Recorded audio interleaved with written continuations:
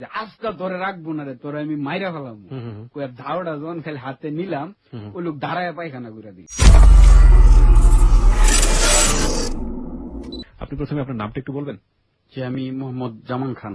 মোহাম্মদ জামান খান আজকে আমাদের সঙ্গে আছেন। জামান খান, আপনি তো হ্যালো 8920 শোনেন? জি। আচ্ছা, তাহলে তো আপনার মোটামুটি নিয়ম কানুনগুলো জানাই আছে।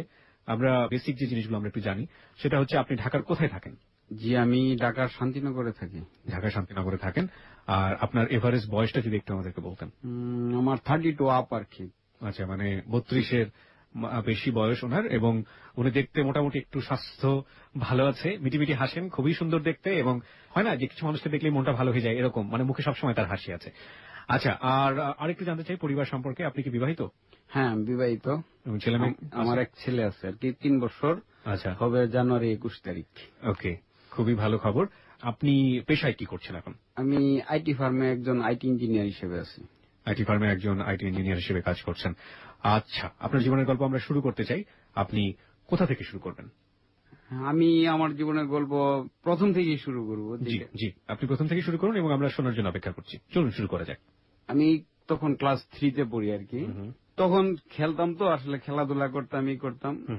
একটা মেয়েকে অনেক ভালো লাগতো। ক্লাস 3-তে থাকা অবস্থায়? ক্লাস 3-তে অবস্থায়, মানে ওর সাথে খেলতে ভালো লাগতো, সময় কাটাইতে ভালো লাগতো, তাই করতাম।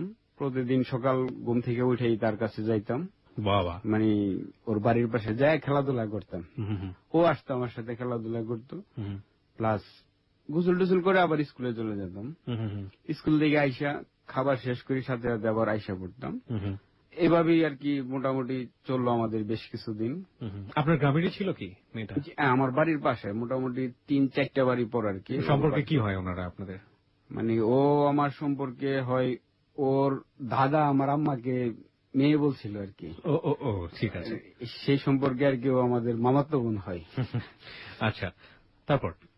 তারপর এভাবে চলতে থাকে অনেকদিন। আসলে ভালোবাসি কি এটা তো বুঝাইতে পারে, তখন তো বলতে পারি না। আসলে ওই সময়টা আসলে বোঝাও যায় না আসলে। হ্যাঁ, তো বলতাম শুধু যে দেখতাম, এইটুকুই আর কি, আর কিছু বলার মতো ছিল না, কিছু না। তখন মনে হয় আমি ক্লাস 5-এ পড়ি আর কি।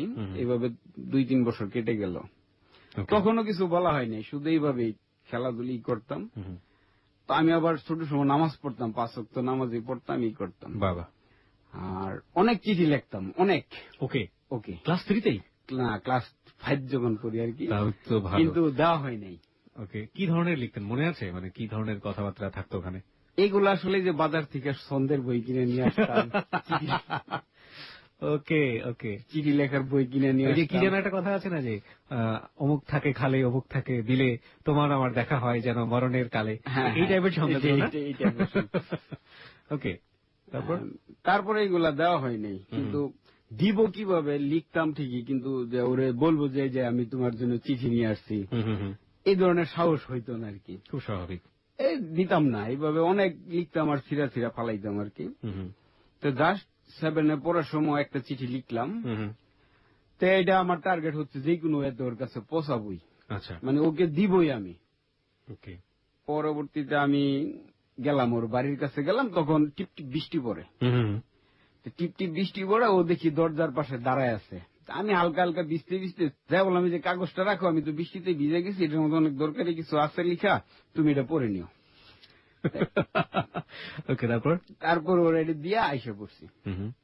সকালবেলা দেখার পরে বলছে, তুমি এইগুলা কি লিখছো, যে এইগুলা তো যদি অন্য কেউ দেখতো তাহলে কি, এইগুলা দেওয়ার দরকার কি, মানে ও নিতে যাইতেছেন। আমি কই রাখবো। আপনার একই ক্লাসে পড়তো? না, আমার ছোট ছিল, 3 বছরের মতো মনে হয়। তারপর আপনি ক্লাস 7-এ পড়লে, ও ক্লাস 4-এ? মানে ওইটা রাখা নিয়ে খুব কনফিউজড। আচ্ছা, বাল্য বিবাহ আমরা জানি, কিন্তু বাল্য প্রেম যে থাকতে পারে সেটা আমরা জানার চেষ্টা করছি আজকে। তারপর পরে ওইটা বাথরুমে নাকি বললো যে আমি এটা বাথরুমে ফালাইছি, এখন যদি কেউ দেখে সেক্ষেত্রে তো আমার অনেক প্রবলেম হবে। তারপর থেকে মানে আমি বললাম যে দেখো, আমি তোমার এত কষ্ট করে এতগুলা চিঠি লেখার পর একটা চিঠি দিলাম, তুমি আমার একটা চিঠিও দাও না। মানে অনেক রিকোয়েস্ট, ও আমার চিঠি দেয় না। ওরকম রিকোয়েস্ট করতে করতে আর আমি মানে তখন একটু সাহস পেয়ে গেলাম। মানে 1 দিন 2 দিন পর পরই একটা একটা করে চিঠি দেওয়াতেছি, মানে দ্বিতীয় লিখতেছি আর দিচ্ছি। কাজ নাই কোনো, পড়তে বসি একটা করে চিঠি লিখি। তো ওইভাবে মোটামুটি আমার ক্লাস 8 পর্যন্ত চলে গেল আর কি। তখন ও একটু মানে মনে হয় ক্লাস 5-এ পড়ে আর কি। ও তখন আমার একটা চিঠি দিল, আমি খুব খুশি, মহা খুশি। মানে এটা কই রাখবো, কি করব, মানে যে জায়গায় যাই শুধু চিঠি পড়ি, চিঠি পড়ি, মনে হয় যে অনেক বড় একটা কিছু পাইছি। চিঠিতে কি লেখা ছিল মনে আছে? চিঠিতে লেখা ছিল যে আমি তোমাকে ভালোবাসি, এন মানে হচ্ছে ওর নামের দিয়ে একটা লাভ চিহ্ন দেওয়া ছিল আর কি, আর কিছু না। তখন ক্লাস 5-এ পড়ে? ক্লাস 5-এ পড়ে। আপনি তখন ক্লাস 8-এ? ক্লাস 8-এ। ওকে, আচ্ছা এখানে একটু সংবিধিবদ্ধ সতর্কীকরণ বলে দেই, ক্লাস 5 এবং 8-এর বাচ্চা যারা শুনছো তারা মোটেও এই কাজটা করার চেষ্টা করো না, কারণ আঙ্কেলের শেষ কাহিনী কি হয়েছে সেটা জানার আগ পর্যন্ত এরকম কোন সিদ্ধান্ত নিও না যে আঙ্কেল যেহেতু করেছে সুতরাং আমরা একটা চেষ্টা করে দেখতে পারি। আমার মনে হয় আঙ্কেল শেষ পর্যন্ত গল্পটা শুনো, শোনার পরে তারপরে চিন্তা ভাবনা করবে যে আসলে ক্লাস 5 এবং 8 আসলে সময় না, উপযুক্ত প্রেমের সময় না। ওকে, যাই হোক, তারপর? তখন আমার রুটিন হলো প্রতিদিন ভোরে ঘুম থেকে উঠতাম, ধরেন 5টা বাজে উঠেই ওর বাড়ির কাছে যাইতাম, গেলে তখন ও আসতো, দেখা হইতো, বাস দেখা হইতো, মানে এনে আধা ঘন্টা 40 মিনিট সময় ব্যয় করতাম, বাসায় এসে পড়তে বসতাম, 9টা পর্যন্ত পড়তাম। 9টা বাজে পরে পাশে একটা পুকুর ছিল ওর বাড়ির পাশে, ওইটা দিয়ে গোসল করতাম প্রতিদিন। গোসল করতে যাইতাম, যাই ওর একবার দেখে আসতাম, দেখে গোসল করে খাওয়া দাওয়া করে লাঞ্চ নিয়ে একবারে চলে যেতাম স্কুলে। স্কুল থেকে আইসা কোন রকম খাইতাম, আবার এক দৌড়ে তার কাছে আসতাম। কিন্তু আবার স্কুল থেকে আসার পরে বিকালে না ঘুমাইলে আব্বু মারতো, বাইরে আবার তাড়াতাড়ি বাড়ি যায় ঘুমাইতে হইতো। যখন দেখতাম যে আব্বা ঘুমায় পড়ছে, আমি আস্তে করে উঠে আবার দৌড় দেখা করার জন্য। এইভাবে সন্ধ্যা পর্যন্ত যাইতো আর কি। সন্ধ্যার সময় আবার আইসা পড়তাম, স্কুলের পড়াটা রেডি করতাম, এই আর কি। এইভাবে চললো আমাদের। তারপর মেট্রিক যখন আমি পরীক্ষা দিই, পরীক্ষার পরবর্তীতে আমার একটা প্রবলেম হয় ভাই। প্রবলেমটা হচ্ছে ও তো তখন ক্লাস 8-এ পড়ে, আমি ওর স্কুলে যাই ওর সাথে দেখা করতে। স্কুলের পাশে কিছু পোলাপান ছিল, ওরা আমার আটকাইছে, মারবে। কেন আটকে রাখলো? কেন? আমি মেয়ের সাথে স্কুলে দেখা করতে গেছি, তখন তো একটা মেয়ের সাথে কথা বলা প্লাস দেখা করা, মানে প্রেম শব্দটা শুনলে মানে মানুষ মনে হইতো কত বড় অপরাধ করে ফেলছে। এটা এখনো হয় আমাদের এই মানসিকতাটা আসলে সেই প্রাগৈতিহাসিক আমল থেকে এসছে, এবং এটা যে এখনো হয় না তা কিন্তু না, গ্রামাঞ্চলে এটা এখনো হয়। এবং যে ধরনের মানে অত্যাচার এবং অন্যায়গুলো করা হয় ওই ছেলে মেয়ের প্রতি, সেটা তাদের মানসিক বিকাশের জন্য প্রচন্ড রকমের বাধা। যাই হোক, আমরা গল্পের সামনের দিকে যেতে চাই। তো তারপর আপনাকে বেঁধে রাখলো? না, বেঁধে রাখে নাই, মানে আমার আটকেছে।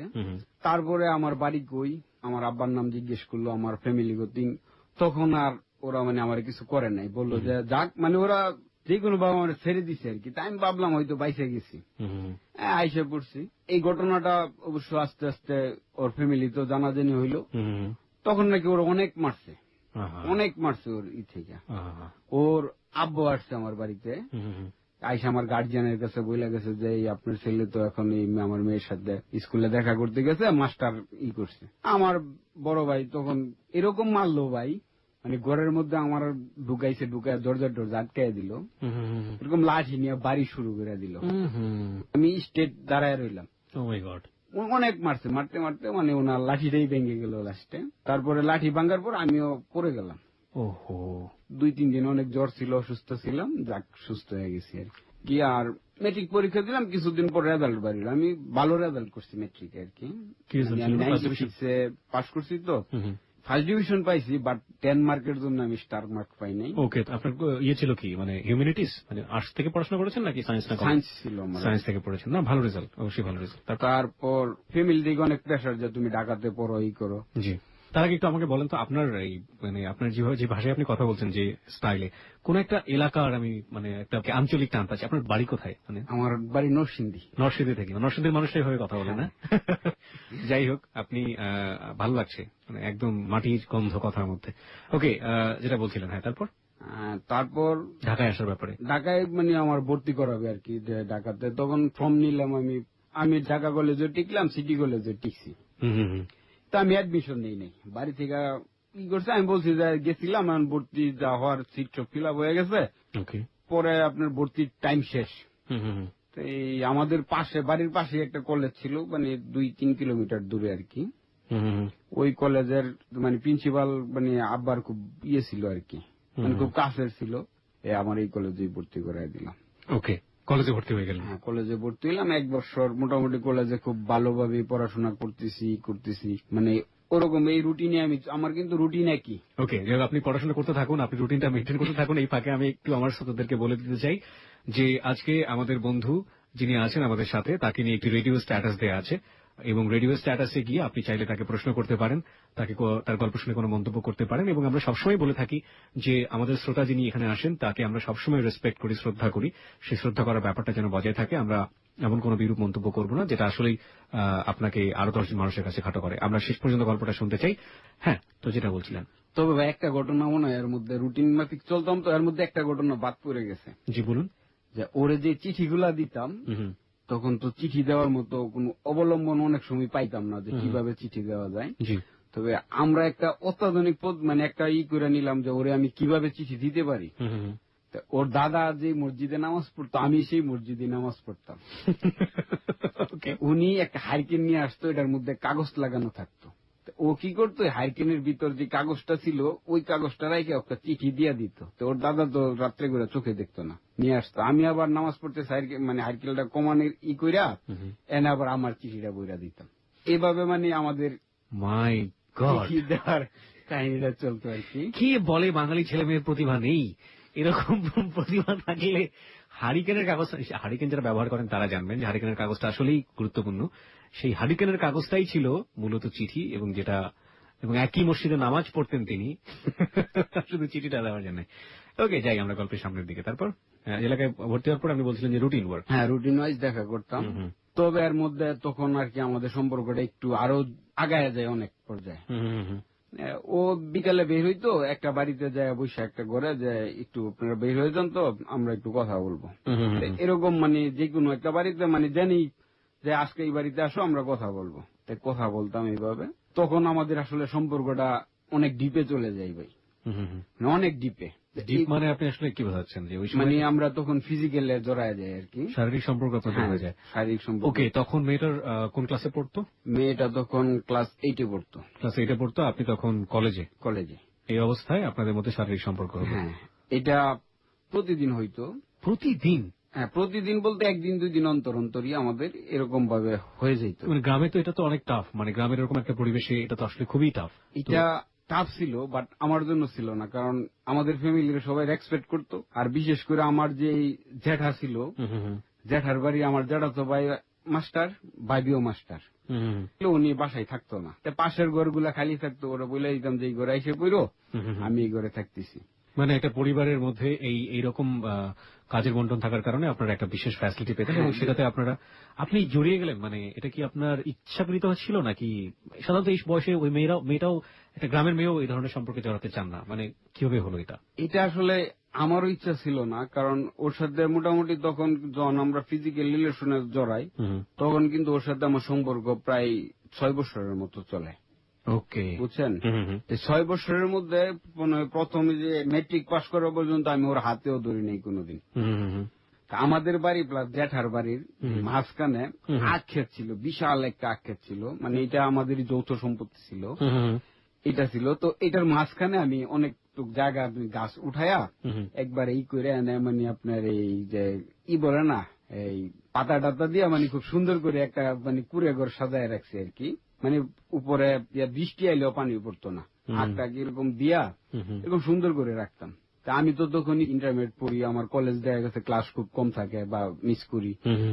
ওই দিক দিয়ে জ্যাঠার বাড়ির ভিতর দিয়ে আইসা মানে ফাঁক দিয়া ঢুকা যেত ওইটার ভিতরে, আমি এই দিক দিয়ে ঢুকা যাইতাম।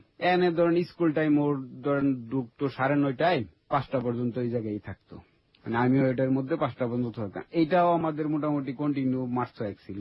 মাস 6? হ্যাঁ, ওরকম ভাবে আমরা করতাম।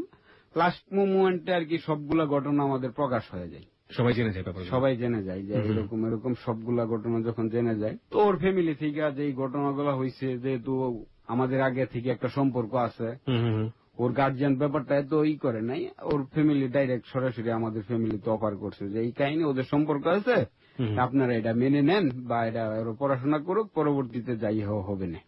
ওকে, তাই আমার ফ্যামিলি থেকে বলছে যে না, এই মুহূর্তে এখন এগুলা করা সম্ভব না, আপনাদের বেশি প্রবলেম হলে আপনাদের মেয়ে আপনারা বিয়ে দিয়ে দেন।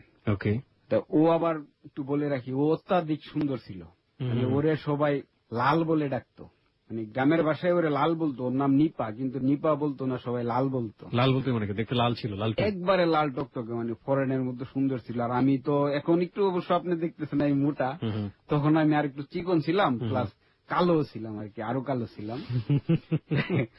মানে ওকে, আপনি ছিলেন একেবারে উল্টোটা, ও ছিল একেবারে একেবারে উল্টোটা। মানে দুজনে একে মানে বিপরীত আর কি। হ্যাঁ, যাক, তারপরে ও আমারে বললো আমার একটা ছেলে দেখে গেছে, ওর তো নাকি পছন্দ হয়েছে, আমারে বিয়ে করবে। হুম হুম হুম আমি ভাবতাম যে ওই তো মনে হয় দুষ্টামি করতেছে, ই করতেছে, আমি এটা কোনো তোয়াক্কাই করিনি। হুম হুম বিয়ের মনে হয় 10 দিন আগে আর কি আমি ওর বাড়ির কাছে গেলাম, ওর সাথে দেখা করতে গেলাম, ও আসে না। কি ব্যাপার, ও আসে না কেন? আমি এই দিকটা অনেকক্ষণ থাইকা থাইকা, তবে আমাদের একটা সিগন্যাল ছিল, আমি যখন ওর এলাকায় মানে ওর বাড়ির পাশে যাইতাম তখন একটা সাউন্ড ছিল আমাদের, সাউন্ডটা একটু করবো, জি প্লিজ। এরকম একটা সাউন্ড করতাম, অবশ্যই এটা ভয়ঙ্কর আকার একটা সাউন্ড হইতো আমার। দাঁড়ান দাঁড়ান দাঁড়ান, আপনি সাউন্ডটা আরেকবার করেন, আপনি এটা আরেকবার বলেন যে আপনি বাড়ির পাশে যখন যাইতেন। বাড়ির পাশে যখন যাইতাম মানে আমি যে ওর বাড়িতে গেছি, মানে ওর আশেপাশে আসি, এটা বোঝানোর জন্য আমি এরকম একটা সিগন্যাল দিতাম। এরকম সিগন্যালটা দিতাম, ও ঘরে থেকে বুঝতে পারতো যে আইসা পড়ছে। তো ও তখন ওই দিক সেদিক ছুটাছুটি করতো, আমি ওরে দেখতাম। ওকে, ও কি করতো মানে ঘরের আশেপাশে ছোটাছুটি করতো, শুধু আপনি দেখার জন্য এটা করতেন? হ্যাঁ, দেখার জন্য, কারণ এগুলো আর বাকি কিছু তো করা সম্ভব হচ্ছে না। আমি একটু প্র্যাকটিস করতে চাই সাউন্ডটা কিরকম, এরকম এরকম আমার সাউন্ডে মনে হয় কাকপক্ষেও বের হবে না। ওকে, আপনি একটু ট্রাই করেন। ওকে, ইটস রিয়েলি গুড। ঠিক আছে, তারপর টার্জেন টার্জেন সাউন্ড করতেন না মাঝে মাঝে? অনেকে কাকপক্ষের সাউন্ড করে। না না, এটাই করতাম আমি শুধু। হুম অনেক সাউন্ড দিলাম, কি রে আজকে বের হয় না কেন? হুম তো লাস্ট টাইম আমি ওর বাড়িতেই গেলাম, হুম যে ঘরে গেলাম, যে কি কি করেন আপনারা, কি এরকম, মানে সবার খুশটুজ নিয়ে ওরা দেখে আইসা বললো। হুম হুম এটা আমি শুনতেছি, সবাই আমারে বলতেছে যে তোমার এটা বিয়ে হয়ে যাচ্ছে, তোমাদের এত ভালো সম্পর্ক, এটা কি তুমি কিছু জানো না? আমি এটা এত বেশি করতাম না। তা ওরা যে আবার আমার ফ্যামিলির সাথে কন্ট্যাক্ট করছে, ব্যাপারটা কিন্তু আমি তখন জানি নাই। আচ্ছা আচ্ছা। মানে ওটা আমার না জানাই ওরা এটা করে ফেলাইছে। হুম হুম পরে ওর বিয়ের মনে হয় 5 দিন আগে হুম ওর ফ্যামিলি মানে ওই জায়গায় থাকাকালীন অবশ্য বিভিন্ন লোকজনেরা মানে ওদেরকে একটু থ্রেট ফেট করতো, এগুলো অবশ্য আমার আব্বা ট্র্যাগল করে দিয়েছে। আর এই কারণেই আমার আম্মাকে ওর দাদা মেয়ে বানাইছিল। ওকে। আমাদের এই যেরকম আমারও কিছু মানে শত্রু ছিল, প্লাস ওদেরও শত্রু ছিল। তো যে ওদের যেহেতু একটা গুড রিলেশন, দুই ফ্যামিলির সম্পর্ক, এই সম্পর্কটা নষ্ট করার জন্য আপনার কিছু লোক ওই ফ্যামিলিতে পেট্রোল ডাইলা ওদের একটা গড় জ্বালায় দিল, প্লাস আপনার এই যে গরুর খাদ্য আছে না, খের, এগুলা জ্বালায় দিল। টিউবওয়েল যে পানি যাতে না দিতে পারে আশেপাশের টিউবওয়েল গুলা নষ্ট করে দিল। ওরা তখন আর কি চিৎকার করছে, এইগুলা কিছুই করতে পারেনি, একটা গড় সম্পূর্ণই পুড়ে গেছে। ওরা তো ডাইরেক্ট যে আমি ওই তো জামান এনে আসছিল, আমাদের বাড়িতে আসছিল, ই করে নাই, ও হয়তো বিয়ে ট্যাগেল করার জন্য এটাই করছে। ওরা কেস করে দিল আমার নামে। কেস একটা না ভাই, 3টা করছে, মেয়ে অপহরণ, ডাকাতি, প্লাস আগুন দেওয়া পুরানো। এখন 3 দিন পর ওর বিয়ে। রাত্রে যেই ঘটনা হয়েছে এটা কিন্তু আমি জানি না। আমি বুড়ে সকালে নিয়মিত গেছি ওর সাথে দেখা করতে। তখন হালকা শীত ছিল, আমি তো যে আগুনগুলো আমি পোহাইতেছি, আমি হয়তো ভাবছি কি এটা হয়তো এমনি পুরে টুরে গেছে, আর ওর বাড়ি পুড়ছে। এটা তখন আমি মানে দেখলাম আস্তে যখন কুয়াশা ই করলো, দেখলাম তোর গড়ও পুড়ে গেছে। পরে তো আমি বাড়িতে এসে পড়ছি, সবাই বলতেছে যে এটা জামানি করছে, জামানি করছে। তা আমি রাত্রে কিন্তু আমার আব্বার সাথে কনস্ট্যান্ট ঘুমাই, পাশাপাশি বেডে। তারপরে আর কি করার, যেহেতু কেস হইলো এখন তো আমার বাড়ি ছাড়া আর কি। তা আমার বড় বাবির বাড়ি হচ্ছে আমার পাশের থানায়। তা আমি আমার বাবির বাড়িতে চলে গেলাম, পুলিশের ভয়ে কিন্তু আমার ওই জায়গায় রেখে দিছে। আমার আসলে ওই জায়গায় মন টিকে না। আমি সাইকেল নিয়ে যখন মানে বড় ভাই স্কুলে যা, বাবি স্কুলে থাকে, জানি যে আব্বা বাড়িতে থাকবে না, এখন আমি বাবির বাড়ি থেকে সাইকেল নিয়ে আইসা পড়ি। আচ্ছা, আইসা ওরে তো আর আমি খুঁজে পাই না। ওরকম একদিন এরকম ই করে আমি ঘরে শুয়ে নিছি, মানে শুয়ে রয়েছি, শুয়ে আমি ঘুমাই গেছি। তখন ঘুমের মধ্যে আমার বুকের উপরে কে জানি চৈরা বসে রয়েছে। আয় হাই, কে বসে রইল? আমি উঠলাম, চাই দেখি পুলিশ। পুলিশ বলতেছে আমি নাকি অ্যারেস্ট। আমি অ্যারেস্ট। তখন আমারে বললাম, পুলিশকে বললাম, ভাই আপনি তো টাকার জন্য আমারে ধরছেন, আমি জানি, টাকা হইলে ছেড়ে দেবেন, আপনার কত টাকা লাগবে? দরজাটা লাগান, মানে আমার ঘরের দরজা খোলা ছিল, পুলিশ দরজা লাগাই দিছে। মারে বলছি, মা তুমি কিছু টাকা দাও তো। কত? পুলিশে ধরছে তো, টাকা দিতেই 2-3 হাজার টাকা দাও। পরে মা বললো, আমার কাছে টাকা নাই, 2,000 টাকা আছে। পুলিশ বললাম, ভাই নেন, 2,000 টাকা দিয়ে দিলাম, আপনি চান। আর যদি কেউ জিজ্ঞেস করে বলবেন বাড়িতে খুঁজে পাইনি, আমি ই করতেছি। হ্যাঁ, পুলিশ আমার ছেড়ে দিয়ে আমি 2,000 টাকা দিয়েছি, চলে আসছে। এখন আমি আবার বাবির বাড়িতে চলে গেলাম।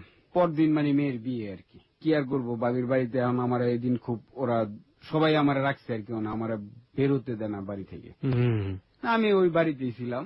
তো তখন অবশ্য আমি সিগারেট টিকিট খাইতাম না। 4টার দিকে মানে আমার কোনো কিছু ভালো লাগতেছে না, কেন জানি আমার মনটা খুব অস্থির অস্থির লাগতেছে। ভাবি আমার রাখার মানে পাহারা দেওয়ার জন্য বাবির বাড়িতেই ভাবি চলে গেছে। ভাবিরে বললাম, ভাবি কিছু টাকা দেন, 10-20টা টাকা দেন। ভাবি আমার 20টা টাকা দিল। আমি দোকান থেকে যা সিগারেট নিয়ে এলাম। সিগারেট নিয়ে আমি তো আসলে সিগারেট খাই না বা কিভাবে কি ভয় পাইতেছে আর কি। এই যে কলা গাছ আছে, কলা গাছ কিন্তু একসাথে অনেকগুলা গাছ হয়, কলা গাছের গুড়ার মধ্যে বসে আমি সিগারেট একের পর এক খাচ্ছি। মনে হয় 3টা সিগারেট খাইছি। খাওয়ার পরে মানে আমি আর কিছু বলতে পারি না। তখন হুট করে চায়া দেখি সন্ধ্যা হয়ে গেছে, রাত্র 7টা বাজে। তখন মানে সেম টাইমটা আর কি আমার ভিতরে তখন মনে হয়েছিল যে আমার জানি কি হারায়া যাচ্ছে কি হচ্ছে, এরকম একটা অবস্থা। এর মধ্যে তো আমি সেন্সলেস ছিলাম। তবে পরবর্তীতে আমি বাড়িতে আসলাম এর পরের দিন, আসিয়া খোঁজ নিয়ে জানতে পারলাম যে এই সময়টা নাকি ও অজ্ঞান ছিল, মানে ওর তখনই বিয়েটা হয়েছে, মানে ওরকম ছিল। ওরে অজ্ঞান অবস্থায় ওরে করে নেওয়া হয়েছে আর কি, গাড়িতে উঠায়া ওরা শ্বশুর বাড়িতে নিয়ে গেছে। তো চলে গেছে। তখন তো ধরেন পুলিশের অনেক ঝামেলা, ওর এই দিক দিয়ে বিয়ে, আমি বাড়িতেও থাকতে পারতেছি না। এখন এগুলাই থানাতে যে কোনো ভাবে থানার সাথে কি করলো আর কি, আব্বা কমিউনিকেট করে, পুলিশ আর আসে না। এখন বললো যে এলাকাগত ভাবে ফয়সালা করার জন্য, তখন ওর আব্বা মানে করলো, এলাকাগত লোকজন জড়ো করলো। তখন জানি আমি জামান যে এই এলাকায় একটা ছেলে জামান, ও মেয়ের বাড়িঘর পুরাই দিছে বিয়ে জানা দেখা, মানে সারা এলাকায় আমি আলোচিত এক ব্যক্তি হয়ে গেলাম।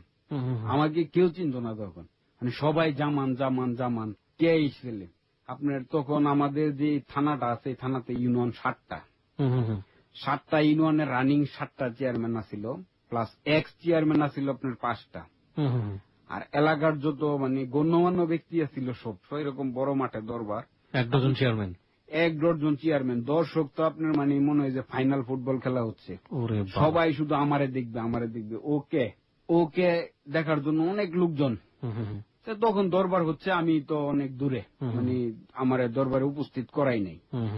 তারপরে মানে কিছুক্ষণ পরে আমার ডাকলো। ডাকার পরে আমার একজন শুধু জিজ্ঞেস করলো যে মেয়ের সাথে কি তোমার সম্পর্ক ছিল? আমি বললাম যে হ্যাঁ, ওর সাথে আমার সম্পর্ক ছিল। তখন উনি বলছে তাই তো বুঝতেই পারছেন কে এই ঘটনা ঘটাইছে। আমার যে ইউনিয়নের চেয়ারম্যান ছিল উনি মানে আমাদের খুব কাছের ছিল আর কি, জাহাঙ্গীর ভাই। উনি তখন এটা যে এটা আমারই মানে বাইরের লোকজন গুলা যা চেয়ারম্যান দরবার যা সব অফ করে দিছে, যে উনি মানে নিজেই ভূমিকা নিয়া এটা একটা মানে নির্দিষ্ট যে ওর যে ক্ষতি টতি হয়েছে ওরকম টাকাগুলা মানে 1-1.5 লাখ টাকার মতো দিয়ে প্লাস যে থানার মামলাগুলো আছে এগুলা উঠায় নিছে। ওকে, তো উঠায় নিছে, যাকে এটা সমাধান হইলো। আমি বাড়িতে আসলাম। তো আমি যে তখনও কন্টিনিউ যাই ওই দিকে, মানে পরদিন মানে যাই, ওরে পাই না, মানে তখন আমি ওর শূন্যতা বুঝতেছি। তাহলে আপনার ওই চেয়ারম্যানের ওই সালিশে আপনারা যেতে হয়নি তাহলে? না, তারপরে মানে উনি এটা মানে সমাধান করে দিছে, মানে স্টেডিয়ামের মতো যেই লোকজন না, এখানে আমি গেছিলাম, মানে আমার শুধু এইটুকু জিজ্ঞেস করছে যে তোমার কি মেয়ের সাথে সম্পর্ক ছিল? আমি বলছি হ্যাঁ ছিল। তারপর মানে আর আমার এনে তার মানে ওই সময়টাতে আপনাকে সবাই চিনে ফেললো যে এই হচ্ছে সেই জামান, ওকে, একেবারে ব্র্যান্ড হয়ে গেল। তারপরে ঘরপড়া জামান।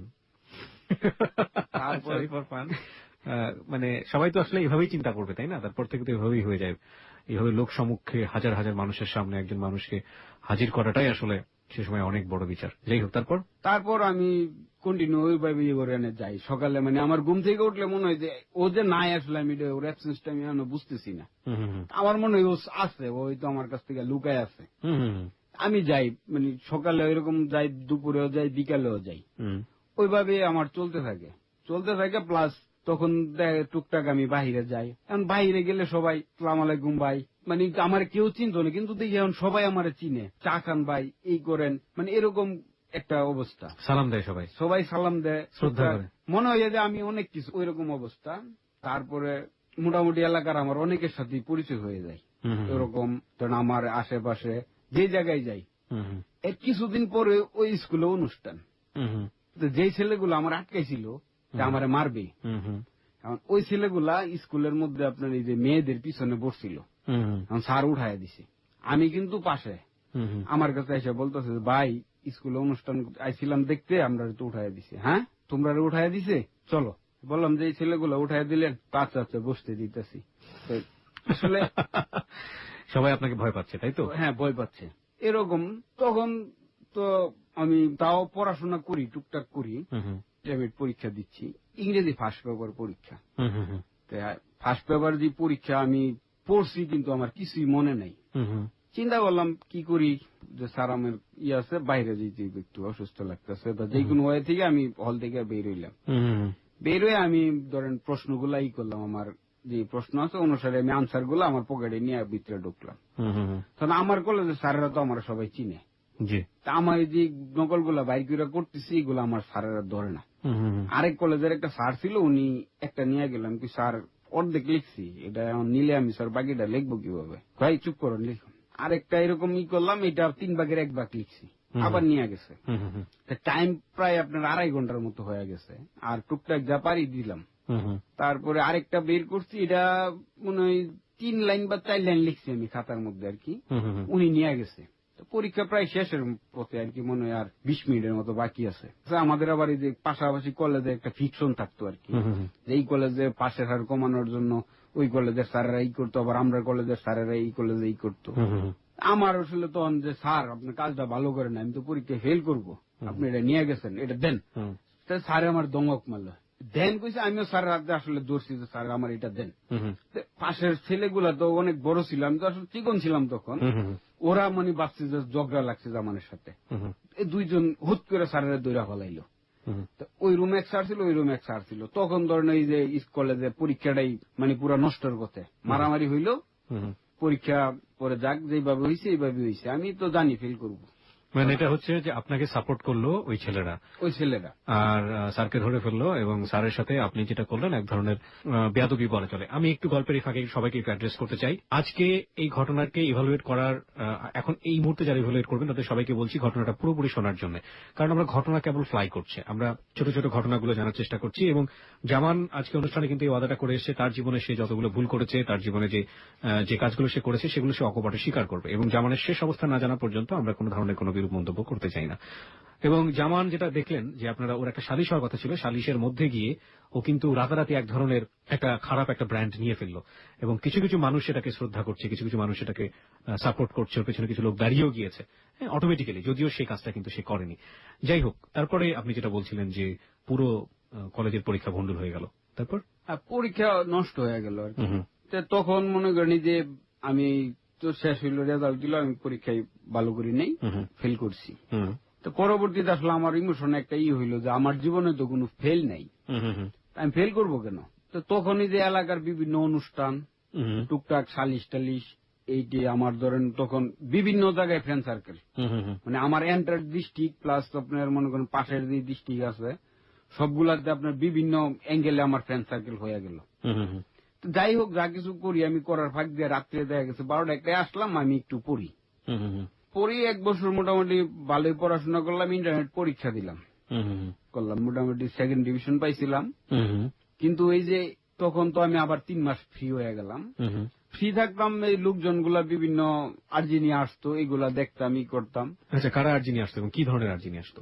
এই ধরেন কেউ মেয়ে বিয়ে দিছে, আপনার মেয়ে জামাই রাখতেছে না, যৌতুক দিতে হবে, কেউ টাকা পাচ্ছে, এগুলা করতেছে না, পাশের বাড়ির লোকজন অত্যাচার করতেছে, মানে অর্থাৎ যত ধরনের সালিশ আছে সব আপনার কাছে সব আসতে থাকতো। কেন আপনার কাছে আসতো, মানে আপনার কাছে আসার পেছনের কারণটা কি? আসার কারণ হচ্ছে আমার কাছে আইলে আসলে আমি খুব সুন্দর একটা সলিউশন দিতাম ওদের, মানে যেটা একুরেট তাই পাইয়ে দিতাম আর কি। মানে না, আমি একটু জানতে চাই, ক্লিয়ারলি করতে চাই আমাদের শ্রোতাদের কাছে, ধরেন গ্রামের চেয়ারম্যান আছে, গ্রামের মেম্বার আছে, কিন্তু আপনার কাছেই আসছে, মানে আপনাকে কি লোকজন ভয় পেত, বা আপনার একটা ব্র্যান্ড তৈরি হয়ে গেল যে আপনি হচ্ছেন এলাকার গুন্ডা মাস্তান, এই কারণেই কি তারা আপনার কাছে আসতো?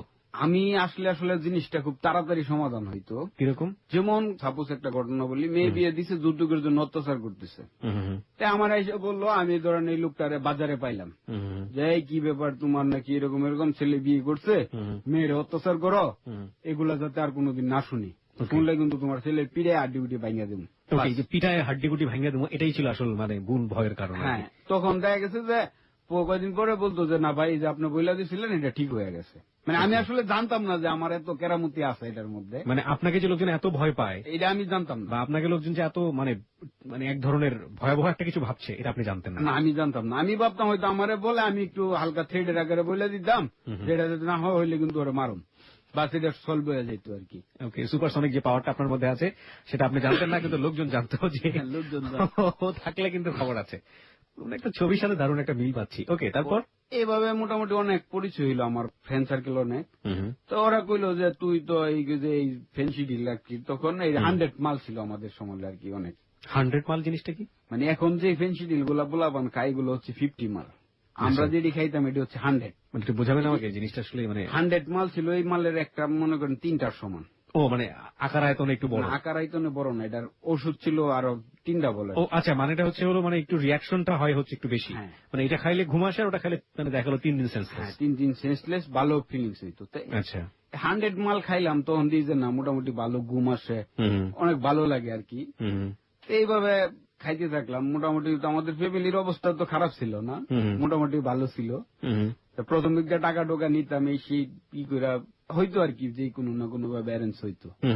তো লাস্টের একদিক দিয়ে মানে ফ্যামিলি তো ওই ব্যাপারটা যাই না ফেলাইছে যে বাবা ধন টাকা নিয়ে ফেন্সিডিল খাচ্ছে। আমি মানে বাজে আড্ডায় যাচ্ছি, টুকটাক এগুলা যাই না ফেলাইছে। তো তখন তো আসলে টাকার দরকার। আমাদের আবার বাড়ির পাশে আর একটা ছিল আপনার এইগুলা ট্যাগ বলে আর কি, এখানে অনেক গাছ ছিল। আব্বা তো ওই দিকে যাইতো না, আর বড় ভাই স্কুল নিয়ে ব্যস্ত থাকতো, ভাবি স্কুল নিয়ে ব্যস্ত, জি, আরেক ভাই দোকান নিয়ে ব্যস্ত। আমি ওই দিক থেকে গাছ বিক্রি করে দিতাম। এইটা কত হয়তো, হ্যাঁ ঠিক আছে, এটা গাড়িটা লয়ে যাও, টাকা দেওয়া টাকা দিতাম। আমি সাথে সাথে মানে দাঁড়ায় থেকে গাড়িটা দিতাম, কারণ আমি জানি এই জায়গা থেকে চলে গেলে যদি আব্বা জানে তাহলে ও গাছ নিতে পারবো না। গাছ বিক্রি করে ফেন্সিডিল? হ্যাঁ, গাছ বিক্রি করে খাইতেছি। ওকে।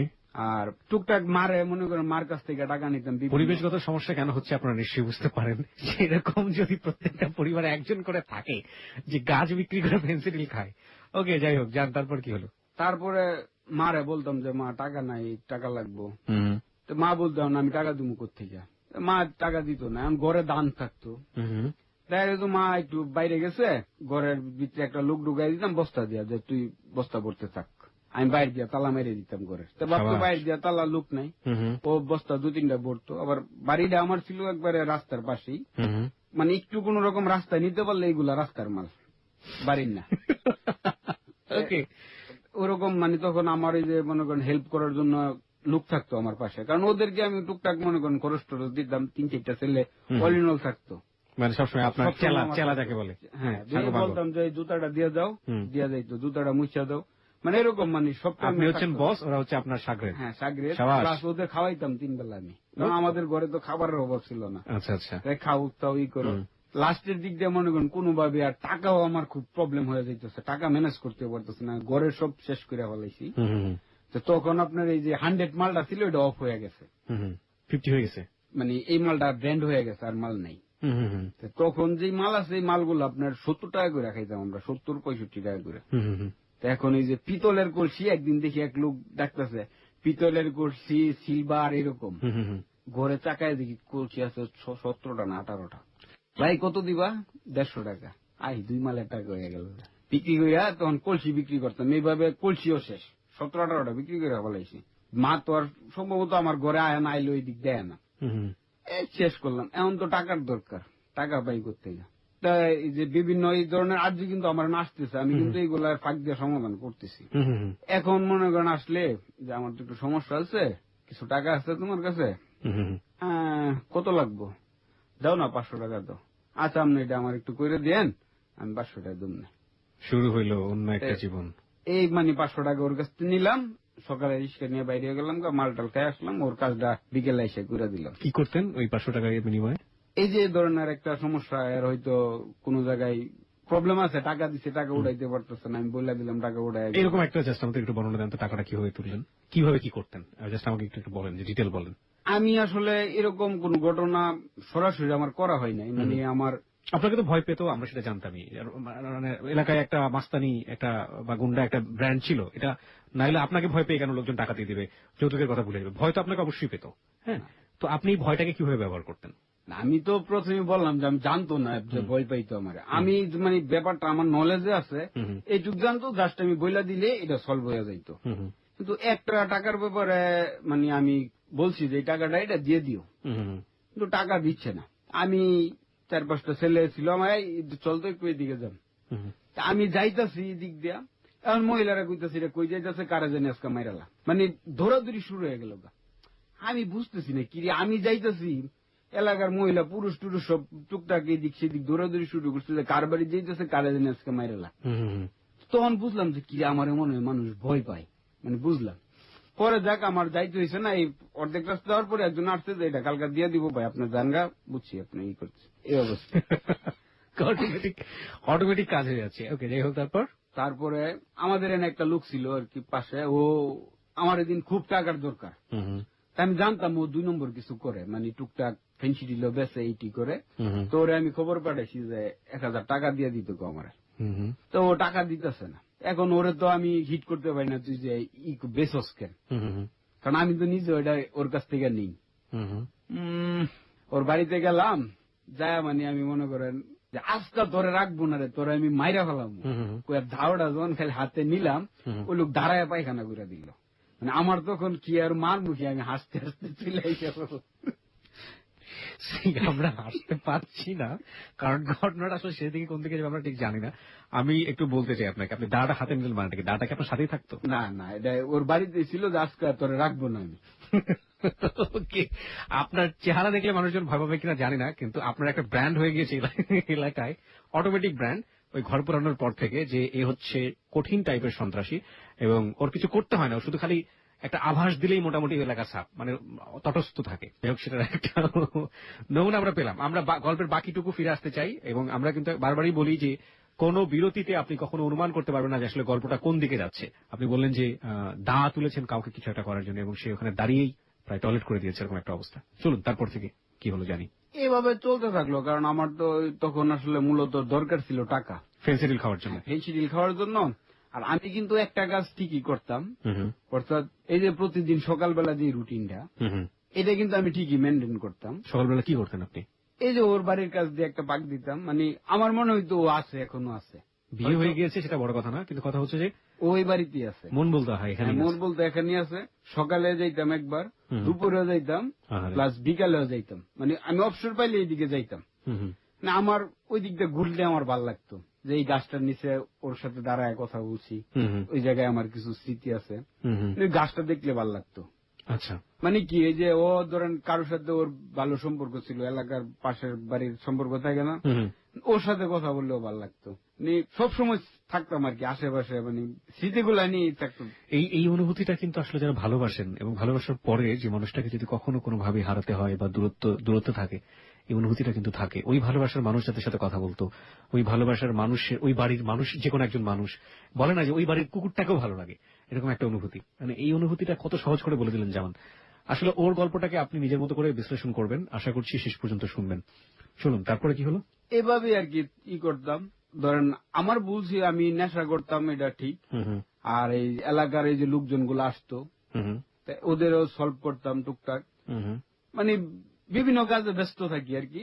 তাও আমি যে কোনো ওয়েতে আমি একবার ওর বাড়ির পাশ দিয়ে আমি ঘুরবই, এই সবগুলা জিনিস আমি একবার দেখবো, এগুলা নিয়ে থাকতাম আর কি। তারপর আস্তে আস্তে আসলে আমার লাইফটা আরো একটু চেঞ্জ হয়ে যায়, আরো আমি যে আসলে এরকম হচ্ছে আমি বুঝতেছি না। আমার ফ্রেন্ড সার্কেল বিভিন্ন জায়গায় দেয় ই করে যে এই লাগবো সেই লাগবো, মারামারি করে ই করে যে বা এটা লাগবো। আর বিশেষ করে মনে করেন আমার এলাকাটা মানে খুবই ডেঞ্জারাস এলাকা, অর্থাৎ নরসিংদী যে আমার এলাকাটা খুবই ডেঞ্জারাস। মানে মানুষ জবাই দেওয়া ছিল আমাদের এলাকার একটা, এ বলেন ধরেন সপ্তাহে 1-2 জন জবাই হইতই। এই যে অবস্থা, তখন লোকজন গুলো আসবে আমার কাছে বিভিন্ন যে জিনিস টিনিস আছে নাকি। আমি যে ফেন্সিডিল খাইতাম এই দিকটা মনে করেন আপনার ব্রাহ্মণবাড়ি ভৈরব যাইতাম প্রথম, তারপর ব্রাহ্মণবাড়িয়া থেকে কুড়ি চৌমনি কসবা, মানে ওরকম করতে করতে আমার চাহিদা তো অনেক। আর আমি এত মাল খাইতাম, আপনি সকালে আমার ঘুম থেকে ওইটা মাল খাইতে হইব, মাল না খাইলে আমার টয়লেট হইতো না। মানে ঘুম থেকে উঠে একটা মাল খাওয়ার পরে আমি টয়লেট করতাম। মাল মানে হচ্ছে ফেন্সিডিল। ওকে, ফেন্সিডিলের অন্য কোনো নাম আছে মাল ছাড়া? এখন অনেকে 6 ইঞ্চি বলে। 6 ইঞ্চি আছে? হ্যাঁ, এখন তো বলে আর কি 6 ইঞ্চি বলে, তারপর ডাইল বলে, তারপরে এগুলোই বলে আর কি। 6 ইঞ্চি কেন বলে? 6 ইঞ্চির ব্যবসা? এতটুকু ও, লম্বা, 6 ইঞ্চি বলে আর কি। হ্যাঁ, ইঞ্চি বলে অনেকে। কত কি যে শিখছি হ্যালো 8920 তে। ওকে, যাই হোক, তারপর এটা আপনি খাইতেন এবং এটা না খেলে আপনার সকালবেলা আপনার টয়লেট হতো না। টয়লেট আমার ডেইলি 3টা মাল লাগতো। হ্যাঁ। তারপরে ধরেন কোন অকেশন টোকেশন থাকলে আমার সেই ক্ষেত্রে ধরেন 5টা 7টা লাগতো আর কি। ফেন্সিডিল। হ্যাঁ, এটা মানে অনেক খাইতাম। তো অর্থনৈতিক যে ব্যাপারগুলো আছে এইগুলা আসলে সলভ করা আমার জন্য খুব টাফ হয়ে গেছে। তো অনেকের জিনিস লাগবো, এই দিকটা মনে করেন ব্রাউন বাইরা তো আমার চলাফেরা আস্তে আস্তে ইন্ডিয়ার মোটামুটি আমি গেলাম 1-2 বার। ওই দিকটা আপনার একটা মাজার আছে আপনার এই কসবার ভিতর দিয়ে, কসবা থেকে আর 1 স্টেশন সামনে রেলগাড়িতে যাওয়া লাগে, এ থেকে একটা মাজার আছে, এই দিকটা আপনার খোলা রোড রাস্তা আছে ইন্ডিয়ার ঢুকা যায়। তো ওইদিকে ঢুকলাম, ওই এলাকার প্রধানের ছেলের সাথে আমার খুব ভালো একটা সম্পর্ক হয়ে গেল। লিটন নামে ছেলেটা ছিল, ওর সাথে যেহেতু সম্পর্ক এখন আমার ইন্ডিয়া মানে ইন্ডিয়াতেও মোটামুটি আমার কিছু পরিচিতি হয়ে গেল, আমার সবাই চিনে মানে এই আশেপাশের মহল্লা। এটা মনে হয় কুচবিহার সম্ভবত, এই এরিয়াতে আমার মোটামুটি টুকটাক কয়েকটা ফ্যামিলিতে চিনে। আমি ধরেন রাত্রে 8টা বাজে ইন্ডিয়া ঢুকে যাইতাম, যে ইন্ডিয়া যাইতে হইব 8টা বাজে গেছি গা। ওরে বললাম দোস্ত এই অবস্থা, এখন কি কিছু আছে নাকি? তো এইগুলা তো আমরা সমস্যা নাই, এগুলা দেওয়া যাইব। ঠিক আছে, আমার তো লাগবো এরকম এরকম, তুমি একটু যাইনো। আমি তো এগুলা করি না, আচ্ছা আমি খোঁজ নিয়ে দেখতেছি। তো ওর কাছ থেকে টাকা আমি মনে করেন মাল আনতাম, কিন্তু আমি নিজে আনতাম না। 200 টাকা দিলে একটা লোক মনে করেন বৈরব নিয়ে আসতো আর কি ট্রেনে। ওকে, ও বৈরব আইনা দিয়া যাইতো, আমি আন থেকে আমার জিনিসগুলা বুঝা রাখতাম। তখন মোটামুটি যারা আর কি আমার এলাকায় ত্রাস হয় বা বিভিন্ন হয়, এরা আমার কাছ থেকে এসে যোগাযোগ করা লাগে। কোন দলের এটা আমার জানার ব্যাপার না, কারণ ওরা আমার আসতে জিনিস লাগবো মানে আমার দরকার। জিনিস মানে কি বলতে চাচ্ছেন আপনি? জিনিস বলতে আপনার লোহার জিনিস আছে কিছু, মেশিন, পিস্তল। পিস্তল আপনার কাছে? পিস্তল 9mm 32 এগুলো আর কি। এগুলো আপনি কালেকশন করলেন কিভাবে? হ্যাঁ, এগুলাই যে ইন্ডিয়া থেকে আমি ওর আমার ফ্রেন্ডের মাধ্যমে নিয়ে আসতাম। আপনারা কিনে ফেললেন? এই টাকাটা আপনারা পেলেন কোথা থেকে? ওই টাকা ও আমার ফ্রেন্ড না, ও আমারে দিয়া দিত 5টা বেছে বেছে ওরা টাকা দিতাম। ও, আপনি তার মানে অস্ত্রের ব্যবসা শুরু করলেন, তাই তো? কারণ টাকার দরকার। এই দিক দিয়ে মনে করেন আমার মোটামুটি ব্যবসা চলতেছে এখন, খুব জমজমাট ব্যবসা। মানে বিসি টিসি যা আছে সব আমার কাছে থাকে। বিচি মানে হচ্ছে আপনি পিস্তলের গুলির কথা বলছেন? গুলি টুলি, মোটামুটি খুব জমজমাট ব্যবসা আমার। কতগুলো বিক্রি করতেন আপনি এরকম মাসে? মাসে আপনার 2টা বিক্রি করলে এনাফ। কি পরিমাণ টাকা আসতো একটা থেকে? একটা ধরেন আমি ইন্ডিয়া থেকে 2,500 টাকা করে কিনতাম। মাত্র 2,500 টাকা? হ্যাঁ, ব্যস্তাম। আপনার মনে করেন এই যে টোটো মালগুলা যেগুলা ছোট একবারে, মানে এইগুলা দিয়ে আপনার শুট করলে বিলাই মরে না। মানে বিড়াল আছে না, বিড়াল মরবে না শুট করলে, কিন্তু মানুষ মনে করে আর্মস। ওকে, এইগুলো আপনার 2,200 টাকা করে, এই 2,200 1,800 এরকম করে কিনতাম, 5,000 6,000 7,000 করে সেল করতাম। ওকে। তারপরে আপনার মানে বিভিন্ন ক্যাটাগরির মাল আছে। আপনার এই যে 9mm মালগুলো আপনার আমরা প্রথম নামাইছি ইন্ডিয়া থেকে আপনার হচ্ছে 16,000 টাকা করে, এগুলা 45,000 টাকা করে সেল করতাম। কারা কিনতো এগুলা? এইগুলা যারা এলাকার গ্যাং তারাই কিন্তু বিভিন্ন শহরের। ওকে, আপনি কিছু বিষয় গোপন করতে চাইলে আপনি গোপন করতে পারেন, আমাদের কোনো সমস্যা নেই। কিন্তু আপনি যে গল্পগুলো বলছেন, ছোট ছোট জিনিসগুলো, সেগুলো একটু পরিষ্কার করে বলেন। কারণ এই যে আপনি বলছেন যে মাল কিনে নিয়ে আসলাম, এই মাল মানে আসলে কি জিনিস, এটা তো আমাদের শ্রোতারা বুঝবে না। সুতরাং আপনি একটু পরিষ্কার করে দিয়েন যে এই জন্য আমারও কনফিউশন হচ্ছে কি মাল মানে কি ফেন্সিডিল? ফেন্সিডিল থেকে হঠাৎ করে মাল, আপনি অস্ত্রের ব্যবসাতে ঢুকে গেলেন ফেন্সিডিল খাওয়ার জন্য, ঠিক মতো? হ্যাঁ, খাওয়ার জন্য। এভাবে আসলে তখন মানে অনেক প্রবলেম পড়ে গেলাম আর কি। কিরকম? সবাই মোটামুটি এই যে ব্যাপারগুলা জানা ফেলাইছে যে আপনার কাছে অস্ত্র, আপনি অস্ত্রের ব্যবসা করেন। আমি করি। মোটামুটি ধরেন অনেক প্রশাসনিক ভাবে প্রবলেমে আমি পড়তেছি টুকটাক, মানে বুঝতেছি আমি। তো এই ব্যাপারগুলো আমি একটু টের পাই, আমি চিটাং চলে যাই যে আমার তো এখন প্রবলেম হচ্ছে, আমার এলাকাতে থাকলে মনে হয় কোর্ট হয়ে যাইতে পারি। ওকে, চিটাং চলে যায়। এখন তো চিটাং প্রথম অবস্থায় গেলাম, যায় তো মনে করেন যে অর্থের যে প্রবলেম এইগুলা সলভ করতে পারতেছি না। যে টুকটাক যে টাকা ছিল এগুলা মোটামুটি 10-15 দিনের শেষ। আমার বড় ভাইয়ের একটা ফ্রেন্ড ছিল, উনি আবার কাস্টমসের এডিসি ছিল। ওকে, বড় ভাইয়ের ফোন দিলাম, বললো যে তুই এর সাথে একটু যোগাযোগ কর, হয়তো ভালো একটা ব্যবস্থা হইতে পারে। ওই ভাই আবার ওনার অফিসে আমি গেলাম, তো উনি দুপুরে লাঞ্চ করাইলো আমারে 1,000 টাকা দিয়ে দিল যে আচ্ছা নাও 1,000 টাকা নিয়ে যাও, তুমি কালকার দিনের পর দিন আইসো, আমার না সকাল 10টা বাজে আমার অফিসে আইসো। পরদিন 10টা বাজে গেছি, আধা ঘন্টা বসে রয়েছি, এক লোকের সাথে আমার দিল, যাও ওনার সাথে তুমি যাও, তোমার কিছু কাজ টাজ আছে এটা বুঝাই দিব। তাই গেলাম, একটা বাইং হাউস আমার চাকরি হইলো। ওকে, ওই জায়গায় মনে করেন আবার খুব ভালো মজার চাকরি পাইলাম। বিভিন্ন গার্মেন্টস ফ্যাক্টরিতে যাইতাম আমি। আমার কাজ ছিল, আমার ইনভেস্টিগেশন টিম ছিল আরো 4 জন, আমার 3 জন, আমি সহ 4 জন আর কি। ফ্যাক্টরিতে যাইতাম, যাই আপনার বিভিন্ন মালগুলা যে আমাদের মেজারমেন্ট দিয়ে দিত যে এটার মাপ কত, এটার সেলার কোয়ালিটি এরকম হবে, এগুলো আপনারা যায় কিছু কিছু চেক করেন ঠিক আছে কিনা। তো এখন তো আমরা ধরেন ফ্যাক্টরিতে গেলে মানে অনেক করতো, খাবার টাবার এটা সেটা, লাস্টে মনে করেন আমাদের 1-2 হাজার টাকা ভাড়া দিয়ে দিত। এ থেকে মনে করেন আমার মালের চাহিদা আবার চলতে থাকলো। তো চিটাগাং প্রথম দিকটা যাওয়ার পরে আমি তো মালটাল মানে যে ফেন্সি ডিলটা কোথায় সেল করে খুঁজে পাইতাম না, মানে আমার খুঁজে বাইর করতে অনেক কষ্ট হয়েছে। আমরা তো বুঝি আসলে, বুঝেন নাই যে আমরা খাই আসলে, চেহারা দেখলে অনেক কিছু বুঝি। একটা রিয়ালিস্টেশন বসে রয়েছে, একটা ছেলে আমি দেখলাম, আমি ভাই আমার তো দরকার ছিল, আসেন আমার সাথে আসেন। চেহারা দেখে বুঝে ফেলছেন যে খাই। ও নিয়ে গেল আমার ই করে দিল। তারপরে চিটাঙ্গে ধরেন 2 মাসের মতো থাকার পরে মোটামুটি আমার আরেকটা ফ্রেন্ড আছিল চিটাং পাবলিক কলেজে পড়তো, স্কুল এন্ড কলেজে। ওর সাথে আবার যোগাযোগ হয়ে গেল, ও চিটাং আছে, ওর সাথে যোগাযোগ হইল। ও ছিল আর্মি পার্সনের রেফারেন্সে ভর্তি আর কি, যে Chittagong public school and college, এটা হচ্ছে আপনার আর্মির স্কুল, আমরা জানি। তারপর ক্যান্টনমেন্টের ভিতরে ওইটার যে ওর ফ্রেন্ড সার্কেল আছিল সবার সাথে আমার ভালো একটা সম্পর্ক হয়ে গেল। এর মধ্যে একটা ছেলে আছিল ইফতি নামের আর কি, ও ফেন্সিডিল খাইতো। ও আমার তখন বিভিন্ন স্পটে নিয়ে গেল, কারণ ও তো আপনার খুব ভালো চিনতো মোটামুটি। তখন আমার চিটাংটা পুরা আয়ত্তে এসে পড়লো, কোথায় কোথায় গেলে পাওয়া যায়। হ্যাঁ, কোথায় কোথায় গেলে পাওয়া যায়। চাকরিও করতেছি, টুকটাক খাইতেছি। তখন এই যে আমার আর একটা ফ্রেন্ড জুয়েল যা ছিল, ওর ফ্যামিলি মানে অনেক টাকা টুকা দিত আর কি, ওর ভাইয়েরা প্রায় 15-16 হাজার টাকা তখনই খরচ দিত। তো ওর অত টাকা লাগতো না। ও বললো যে তোর চাকরি করার দরকার নাই, আমার সাথে থাক, টুকটাক কি করে। তো আমারও চাকরি ভাল লাগে না, এখন থাকতেছি। তখন আপনার মাত্র তখন মানে কিছু কিছু মানে লোকজন হিরোইন খা আর কি, ব্যাপক হারে শুরু হয়নি। মানে তখন লোকজন গুলা হিরোইন নাম শুনলে একটু করতো যে হিরোইন। তো ও আমার কিছু কইলো যে টাকা টুকা নিয়া চিটাং তো খুব সস্তায় পাওয়া যা। তা আমি আবার নরসিংদীর সাথে যোগাযোগ করলাম। তখন এই নরসিংদী মাল মানে এইগুলা অনেক দাম, চিটাং অনেক সস্তা, লাভ আছে, ভালো লাভ, অর্ধেক লাভ হয় আর কি। তারপর চিটাং থেকে শুরু করলাম আর কি, এগুলো নিয়ে আসতাম আর কি, নিয়ে এসে আপনার সেল করতাম মোটামুটি। যাক, তখন আমার ফেন্সিডিল খাওয়া হইতো, প্লাস খরচও চলতো আর কি, আমার খাওয়া হইতো, প্লাস আমার এটা, আমার তো আর অন্য কোনো দরকার নেই যে আমার টাকা লাগবে, আমার মানে খরচ চললেই হইলো, যে কোনো ওয়ে থেকে আসুক। এই দিক দিয়ে মোটামুটি ভালো একটা সুবিধা হচ্ছে আমার। আমি তো চাকরিটা আর করি না, মানে এটা নিয়ে আমি ব্যস্ত থাকি। চাকরি ছেড়ে দিলেন, ফেন্সিডিল ব্যবসায় পুরোপুরি। ওকে, মানে হিরোইনের ব্যবসা করি আর কি। তখন সাথে হিরোইনটাও যোগ হয়ে গেল।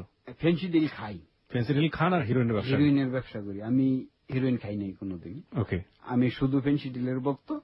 তবে হিরোইনটা কিভাবে নিতেন, কোথা থেকে নিতেন এবং কিভাবে ইয়ে করতেন? হিরোইনটা যে ইফতি আমার যে ফ্রেন্ডটা ছিল, ওর মানে অনেক লিঙ্ক ছিল আর কি। ও আমার একজনের সাথে পরিচয় করাই দিল। এটা হচ্ছে চিটাঙ্গে আপনার কি বলে বেগম বাজার আর কি, এটার ভিতরে আপনার শুধু স্বর্ণের দোকান। এই দোকানে এনে গেলে দেয়, ফোন দিলে একটা লোক এসে আমার দিয়ে দিত, আমি কেস টাকা দিতে আমার মাল দিয়ে দিত। কিভাবে দিত আপনাকে, মানে মালটা কিভাবে দিত? এই ধরেন একটা বক্সে প্যাকেট করে নিয়ে আসছে, এটা বক্সে দিয়ে দিত, আমি ব্যাগে ঢুকাই নিয়ে এসে পড়ছি। আপনি ওই লোকটাকে চিনতেন? কখনো কথা হয়েছে আপনার সাথে? হ্যাঁ, কথা হয়েছে। উনি কি করেন আবার? উনি আসলে মূলত এই ব্যবসায়ী করে আর কি, স্বর্ণের প্যাকেটের মধ্যে ঢুকাই দিত, জুয়েলার্সি দিয়ে দিত, মনে হইতো স্বর্ণের মাল নিয়ে আসতেছি, মানে এরকম ভাবে দিয়ে দিত আর কি। আর ভেতরে আপনি খুলে দেখেছেন কখনো ভেতরে কি আছে? না, দেখার দরকার পড়ে না। ঢাকা নিয়ে আসতাম, মানে নরসিংদী নিয়ে আসতাম, আনলে মানে মাল ভালো, খারাপ দিত না ওরা। আচ্ছা, ওইভাবেই করতে থাকি আর কি। কত করে বিক্রি করতেন একটা প্যাকেট? এরকম ছোট ছোট প্যাকেট কেজি হিসেবে আনতাম। না, আপনি কি 1 কেজি কিনে নিয়ে আসতেন? না, ধরেন আমি 250 গ্রাম কিনতাম। 250 গ্রাম কিনে আপনি সেল করতেন কিভাবে? আমি সেল করতাম কেজি 250 গ্রামই। আপনি খুচরা বিক্রেতা ছিলেন, রাইট? পাইকারি তো বিক্রি করতেন? আমি ওর কাছ থেকে ধরেন কিনলাম 250 গ্রাম। আমি 250 গ্রাম তখনই কিনতাম যখন ওই দিক থেকে আমার বলতো যে আমার 250 গ্রাম লাগবে। ও, তার মানে আপনিও একজন ভাইয়া হিসেবে কাজ করতেছেন? হ্যাঁ, ভাই হিসেবে কাজ করতাম, আমি ওরে দিয়ে দিতাম আর কি। এইভাবে। কত টাকা লাভ করতেন আপনি ওই বিক্রি করতে গিয়ে? আমি কিনতাম তখন তো 1 লাখ টাকা কেজি, 3 লাখ টাকা কেজি সেল করতাম। 1 লাখ টাকা কেজি কিনে আপনি 3 লাখ টাকা সেল করতেন। তার মানে 250 গ্রামের দাম আসছে 25,000 টাকা। 25,000 টাকা, আমি 75,000 টাকা সেল করতাম। ওকে, মাসে ধরেন আমি 1টা 2টা 3টা টিপ দিলে আমার হয়ে যেত। মানে কি আপনার 1.5 লাখ টাকা 2 লাখ টাকা লাভ থাকতো? তাহলে 1.5 লাখ টাকা 2 লাখ টাকা লাগতো না খরচ। মানে শুধু ফেন্সিলের পিছনে 1.5 লাখ 2 লাখ টাকা চলে যেত আপনার? আদার এন্টারটেনমেন্ট তো আছে, ফেন্সি ডিল তো একটা খরচ আছে, তারপরে খরচ আছে না। আদার এন্টারটেনমেন্ট কি খরচ, মানে 1.5 থেকে 2 লাখ টাকা আপনি খরচ করছেন? আমার ধরেন সিগারেট লাগতো ডেইলি 3 প্যাকেট। আর অন্য কোনো মানে শারীরিক সম্পর্কের ক্ষেত্রে নারীদের সাথে মেশা? না, মেয়েদের সাথে আমার কোনো আমার শুধু যে তখন ফিল করতাম যে ও আমারে ভুলে গেছে রাত্রে, তখন ওরে যখন পাই না তখন মনে হইতো যে আমার জীবন থেকে মনে হয় ও ঠিকই হারায় গেছে। ওরকম ওরে খুঁজতাম, আর বাড়িতে আইলে ওর শ্বশুর বাড়ির দিকে যাইতাম, দেখি যায়নি একবার দেখতে পারি, কিন্তু আসলে পাইতাম না, ওরে দেখতে পাইতাম না। 1.5 লাখ 2 লাখ টাকার পেছনে কি আপনার যে আগের যে গ্রুপটা তৈরি হলো, মানে আপনাকে যারা সাঙ্গপাঙ্গ ছিল ওদেরকেও কিছু টাকা পয়সা দিতেন? ওদের তো খরচ দেওয়া লাগতো, এই জন্য বলতো যে ভাই 500 টাকা দেন, 100 টাকা দেন, মানে টাকা তো কোনো হিসাব নাই, আমার শুধু খাবার, বাকি টাকা কই গেছে ভাই আমি সত্যি জানি না আসলে। ওকে, মানে আমি জানতেও চাই না যে কোনদিন যে কোন আমার দিকে যাচ্ছে। ওকে, তারপর এইভাবে চলতে থাকে মোটামুটি ভালো দিনই চলতে থাকলো আমার। তারপরে আমি চলে আসলাম আবার, মোটামুটি এলাকার পরিস্থিতি শান্ত হইল, নির্বাচন আসলো। তখন কত সালে নির্বাচন এটা? এইটা মনে হয় 2000-এর নির্বাচন, মানে এই নির্বাচনের আগের নির্বাচন? হ্যাঁ, এই নির্বাচনে সবাই ফোন টোন করতেছে যে তুমি আইসা করো। তাই নির্বাচনে আসলাম, এলাকায় আসলাম, আসার পরে টুকটাক ধরেন বিভিন্ন এলাকার ওয়ার্ড সভাপতি, সেক্রেটারি ওরা আসতেছে আমার এনে যে ভাই কি অবস্থা, একটু কিছু লাগবো ডাকবো আর কি, মানে তখন তো আর লাগবো, শুধু লাগবো আমার এই লাগবো, এই জন্য এই চাহিদা, এটা চাহিদা, মানে আপনার পিস্তল, অস্ত্র এইগুলা লাগবে। তো ওইগুলা আমি ঠিক আছে দাম দরই করতাম, ঠিক আছে নিয়ে যাই, সমস্যা নাই, দিয়ে দিতাম। তবে এর মধ্যে আপনার একজনে আমার অর্ডার দিছিল, আপনার 3টা বোমার অর্ডার দিছিল আর কি, বোম, এইগুলো আপনার ইকুইরা বলে এটারে, এই বোম গুলো আপনার কি বলে, এই হাত বোমা না, মানে আগুন দিয়ে, পেট্রোল বোমা, পেট্রোল না, এগুলা মানে আগুন দিয়ে করা লাগে আর কি, কিন্তু অনেক শক্তিশালী। ওকে, এইগুলো আপনার ডানোর ডিব্বার মধ্যে বানানো ছিল, মানে আপনার ধরেন একটা ঘর উড়ায় দেওয়া যাবে, একটা রুম, একটা বিল্ডিং উড়ানোর মতো ক্ষমতা আছে। এইগুলা অর্ডার করছিল, পরবর্তীতে উনি আর দেখা করে নেই। কত করে কিনেছিলেন এগুলো? একটা এইগুলো আসলে অর্ডার দিয়ে বানায় নিতে হয় আর কি। এগুলো কি ইন্ডিয়া থেকে নিয়ে এসেছিলেন? এগুলো মশলা আছে, এগুলো 3-4 আইটেমের মশলা আছে, এগুলা কিনে একটা এক্সপার্ট ছেলে আসছিল আমার সাথে পরিচয়ের, ও বানায় দিছে আমার আর কি 3টা।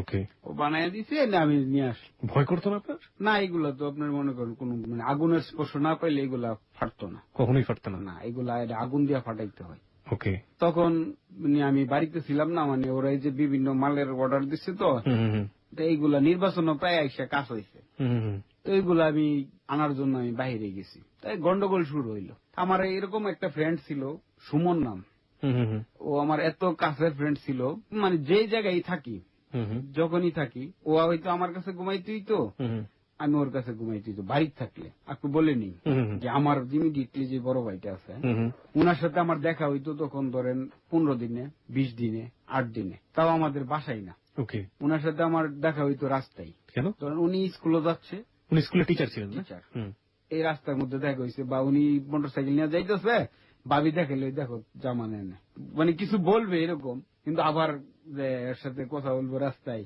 মানে মনে হয় এরকম আর কি, আমার সাথে ভাই কথাও বলতে চাইতো না। আর আমিও লজ্জায় কোনোদিন ওনার সামনে পড়ি নাই। তো ওই যে সুমন, ও আমার ফোন দিল, দুস এই কাহিনী, আমরা তো মারামারি লাগছে, এখন আমরা একটা অফিস উড়াই দেবো, তোর কাছে না এগুলা ছিল, আমি কই আছে, পরে দুস দেশ না একটু, তুই তো পারবি না, আরে বেটা আমার শিখাই দিব, দেখ, আচ্ছা ঠিক আছে, যায় ঘরের এরকম জায়গায় যায় দেখ, আছে নিয়ে যা। তো ওই রোদ্রের মধ্যে, ও আসলে ছেলেটা খুব ভালো ছিল বুঝছেন, কিন্তু আমার এই ভুলের কারণে এই জীবনটা ধ্বংস হয়ে গেল। কি হয়েছে আমাদেরকে বলেন। রোদের মধ্যে মানে তখন রোদের মধ্যে গ্যাস লাইট দিয়া এটা আগুন লাগাইতেছিল আর কি, আগুন কিন্তু জ্বলে গেছে, বারুদ তো টের পাইনি।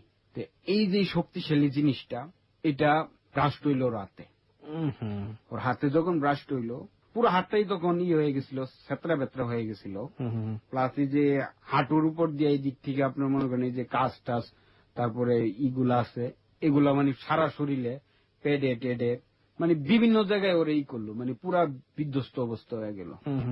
পরে ধরেন ওরা চিকিৎসা তো ঢাকাতে নিয়ে আসলো, পঙ্গুতে নিয়ে আসলো, বিভিন্ন জায়গায়, তখন নির্বাচনের অবস্থা, ট্রিটমেন্ট খুব কষ্ট হয়ে গেল। পুলিশ তো ধরল না, পুলিশ মানে এরকম চুরি কইরা এইভাবেই করতেছি। আমি তো ধরেন আমার ইনস্ট্রুমেন্ট নিয়ে আমি সন্ধ্যার দিকে রওনা দিছি, আমি আইসা থানা সদরে বাস থেকে নামলাম, নাইমা রিস্কা নিতেছি, কইতেছে এই সমস্যা, হয়েছে আপনি এলাকায় যায়েন না, পুলিশ টুলিশ আর্মি টার্মি অনেক আইসে গেছে, আপনি এলাকায় যায়েন না। তো তখন কিন্তু আমার কাছে মেশিন 2টা, মেশিন মানে পিস্তল? পিস্তল 2টা, কারণ আমার এলাকায় চাহিদা আছে 2টা মেশিনের অর্ডার, এগুলা আমি নিয়ে আসছি। প্লাস মনে করেন আমার সিগারেটের প্যাকেটের ভিতরে বিসি করা অনেকগুলা। বলতেছে আপনি যায়েন না। আমি রিস্ক জিজ্ঞাসা করলাম কি হয়েছে, কই সমস্যা?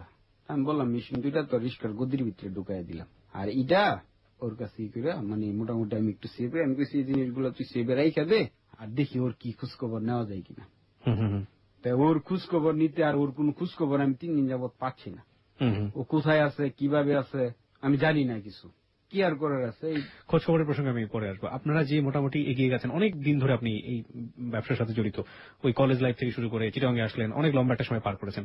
পুলিশের সাথে যদি ভালো সম্পর্ক না থাকে আপনাদেরকে ধরে ফেলা তো মুহূর্তের মধ্যে ব্যাপার ছিল। পুলিশের সাথে আপনার সম্পর্ক কেমন ছিল ওই সময়টা? এটা বলতেছি তখন পর্যন্ত মানে পুলিশের সাথে আমার সম্পর্ক হয়ে ওঠে নাই। তখন পর্যন্ত আপনি আসেননি পুলিশের সাথে? ঠিক আছে, তাহলে আমরা গল্পে মানে আমি এরকম ভাবেই যাচ্ছি যে পুলিশ পর্যন্ত আমার যাওয়া লাগে নাই, কারণ আমি তো স্পটে কোনো কিছু করি নাই। ওকে, মানে সবাই জানতো, কিন্তু স্পটে তো আমার কেউ কোনো জায়গায় পাই নাই। ওকে, বুঝলেন নাই? আমি মানে অনেক অন্তরালেই ছিলাম লোকজনের। ওকে, যাক, তারপরে তো নির্বাচন হইল, তখন বিএনপি সরকার মনে হয় পাশ হয়েছে। আমাদের এলাকাটা আসলে এরকম। না, আমি একটু জানতে চাই যে আপনার বন্ধুর সাথে দেখা করতে যাচ্ছিলেন আপনি, সেই জায়গাটা থেকে শুরু করেন। তখন ওরে খুঁজে পাইতেছি না, তো ও কিভাবে আছে কোথায় আছে জানি না। নির্বাচনের পরের দিন মনে হয় জানলাম যে ও এরকম জায়গায় আছে। ওকে, ওর বোনের বাসায় আছে। ওর বোনের বাসায় গেলাম, যায় দেখলাম এই অবস্থা, পুরা হাতটা বেন্টিস করা, পুরা পাটা বেন্টিস করা। দেখলাম ওর আম্মা আমার দেখে কান্নাকাটি শুরু করে দিল, মানে এই অবস্থা। এখন আর কি করার, চিকিৎসা যাক করায়া মোটামুটি এখন ওর 2টা আঙ্গুল নাই আর কি, বুঝছেন? এখন মোটামুটি ভালো আছে, এখন মোটামুটি খুব ভালোই আছে। আচ্ছা, ঠিক আছে, ওর প্রসঙ্গে আমরা নাই গেলাম। তারপর তো এই নির্বাচনের কিছুদিন পরে আমাদের থানার একদিক চর, একদিক পাহাড়ি এলাকা, একদিকে চর। আচ্ছা, চরের লোকজন গুলা মানে নদীর ওই পার থেকে আসতো, তো বিভিন্ন ঝগড়া টগড়া করতো মাঝে মধ্যে। এই কারণে 2 এলাকার সাথে বিশাল একটা গন্ডগোল হয়ে গেল। গন্ডগোল পর্যায়ে মানে চরের হেরা খুবই একাত্মবোধ, মহিলা টইলা যা আছে সব একসাথে হয়ে গেল। ওরা আপনার এই বাজারে এসে ভাঙচুর করলো, প্লাস 2-3 জনের কুবাইলো টুবাইলো, বাড়ি পর্যন্ত ওঠার সম্ভাবনা। তখন আমি বাড়িতেই আর কি, যে ওরা দেখা পরের দিন বাড়িতেই আর কি আমি। তখন একজন আমার মোটরসাইকেল নিয়ে গেল, যা বললো যে এই সমস্যা, আপনার তাড়াতাড়ি প্রিন্সিপাল স্যার বলছে আপনার যাওয়ার জন্য, যে এই মারামারি হইতেছে। তা আমি আবার ই করলাম, আমার তো কিছু লোকজন আছে, 2টারে খবর দিলাম, ওরা আইলো, মোটরসাইকেল নিয়ে গেলাম। 2টা পোলাপান আপনার মনে করেন কমর থেকে মেশিন বাইর করলো, বাইর করে বাজারের মধ্যে 2টা শুট করলো, বাস পুরা ক্লিয়ার হয়ে গেল। মানে আপনার ছেলে যারা ছিল ক্লিয়ার হয়ে গেল। পরে প্রিন্সিপাল সব জানলো আর কি যে এটা আমার দ্বারা হয়েছে, তখন আমার একটু থানাতেই করে দিল, যেটা কিন্তু আমার খুব কাছের লোক। এখন তো মনে করেন যে আমি বিএনপির হয়ে কাজ করছি, এলাকার সবাই মোটামুটি মানে যে এইভাবে আমি কাজ করে আসছি। তখন আবার এলাকাতে আমার মোটামুটি আর কোনো প্রবলেম হয় নাই এই 5 বছর। আপনি পরিচিত হয়ে গেলেন বিএনপির লোক হিসেবে। আদৌ আপনি বিএনপি করতেন না, অবলিক করতেন সেটা বড় কথা। আদৌ কোনো দল করতেন না, কিন্তু আপনি পরিচিত হয়ে গেল আপনি বিএনপির লোক। ওকে, বিএনপির লোক এইভাবে মোটামুটি হালকা পরিচয় হইল, কিন্তু অনেকেই জানে না। মোটামুটি থানার হেরা জানে যে আমি প্রিন্সিপালের খুব কাছের লোক। ওকে, এই প্রিন্সিপাল কোন প্রিন্সিপাল? উনি সভাপতি আমাদের বিএনপির আর কি। ওকে, তো উনি আপনাকে থানায় পরিচয় করিয়ে দিয়েছে যে উনি হচ্ছে আমার ছোট ভাই বা এরকম কাছের লোক। ওকে, যাই হোক, তারপর ওইভাবে মোটামুটি তখন তো এলাকায় আবার ফিটিং টিটিং টুকটাক এটা করতেছি। ফিটিং বলতে ধরেন ইনকাম তো মোটামুটি এইভাবে আমরা আগায় নিতেছি, যে কোনো ভাবে মানে আমার কাজ কিন্তু আমার চলতেছে, যে কোনো ভাবে আমার টাকা দরকার, পার ডে আমার টাকা লাগবে, আর কিভাবে দরকার এটা হচ্ছে বড় কথা। আচ্ছা, কত টাকার দরকার ছিল তখন পার ডে? তখন মাল ছিল 150 টাকা করে, 450, আর আপনার ধরেন 3 প্যাকেট সিগারেট, আপনার সিগারেট 3 টাকা করে ছিল, বেনসন সিগারেট আর কি। 3 টাকা করে হলে আপনার 3-20-60, 180, আর হচ্ছে 350 টাকা করে একটা। 350 টাকা, 900, আর হচ্ছে আপনার 1050, প্রায় 1500 টাকার মতো। প্রায় 1500, 2000, 3000 এরকম লাগতো আর কি প্রতিদিন। আপনার রিক্সা ভাড়া আছে, চাটা আছে, সব মিলে আপনার 2000 টাকার মতো ধরে 2000 টাকা লাগতো পার ডে। তো আপনার 60,000 টাকা লাগতেছে মান্থলি। এই টাকাটা আমি যে কোনো ভাবে অ্যারেঞ্জ করতাম। তো সবসময় তো আর টাকা থাকে না, এলাকায় ইতি থাকে না, প্রবলেমে পড়ে গেলাম। বৈশা রয়েছি, হুট করে শুনলাম যে আমার একটা লোক পাশের ইয়াতে আর কি ধরছে, বিদেশের কথা কইয়া 17-18 লাখ টাকা নিছে।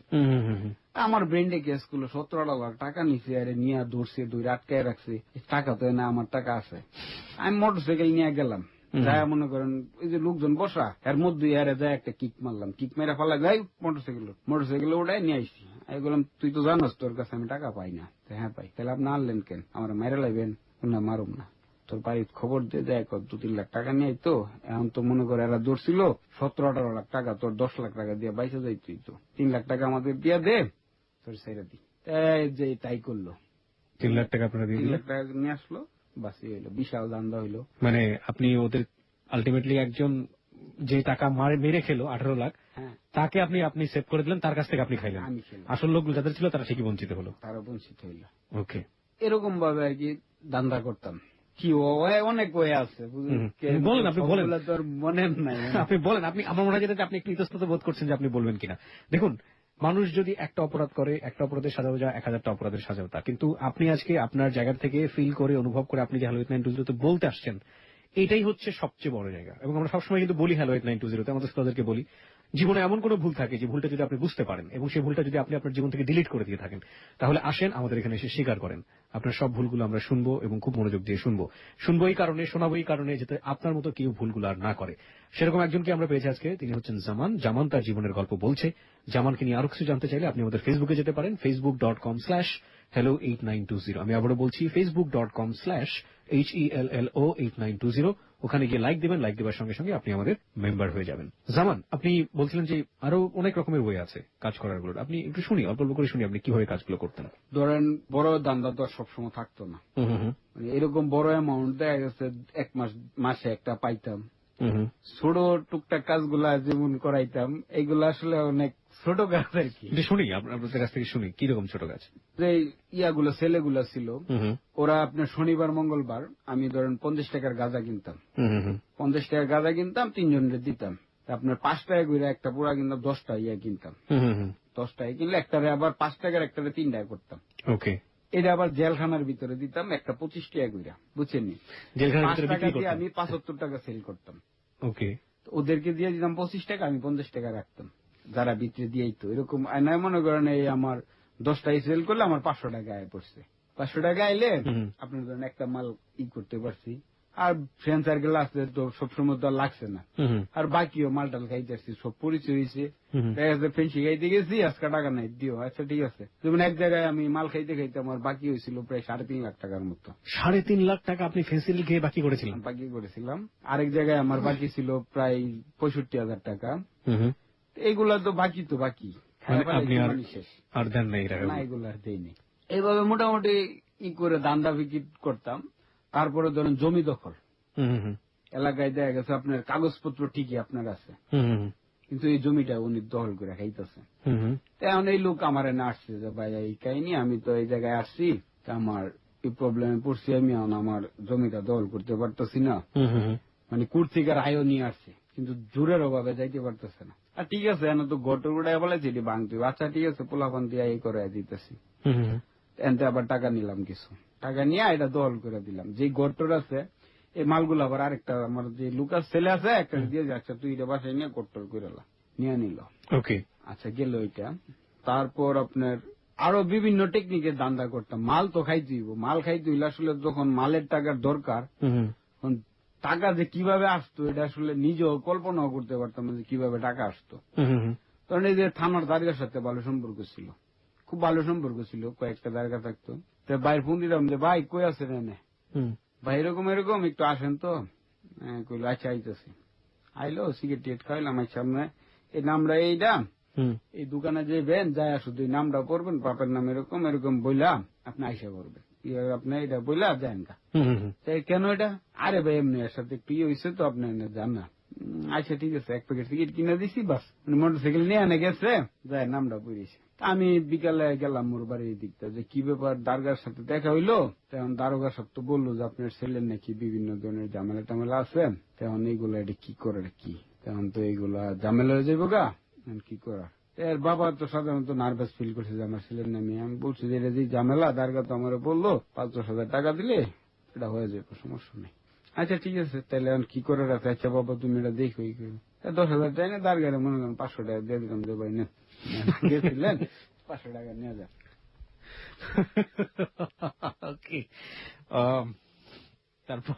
তারপর তো ধরেন এই যে এলাকার যে বিচারগুলা বললাম, আগে তো শুধু সুবিচার করতাম যে ভালো হোক, এখন তো বুঝতেছি যে আমার একটা প্রভাব আছে।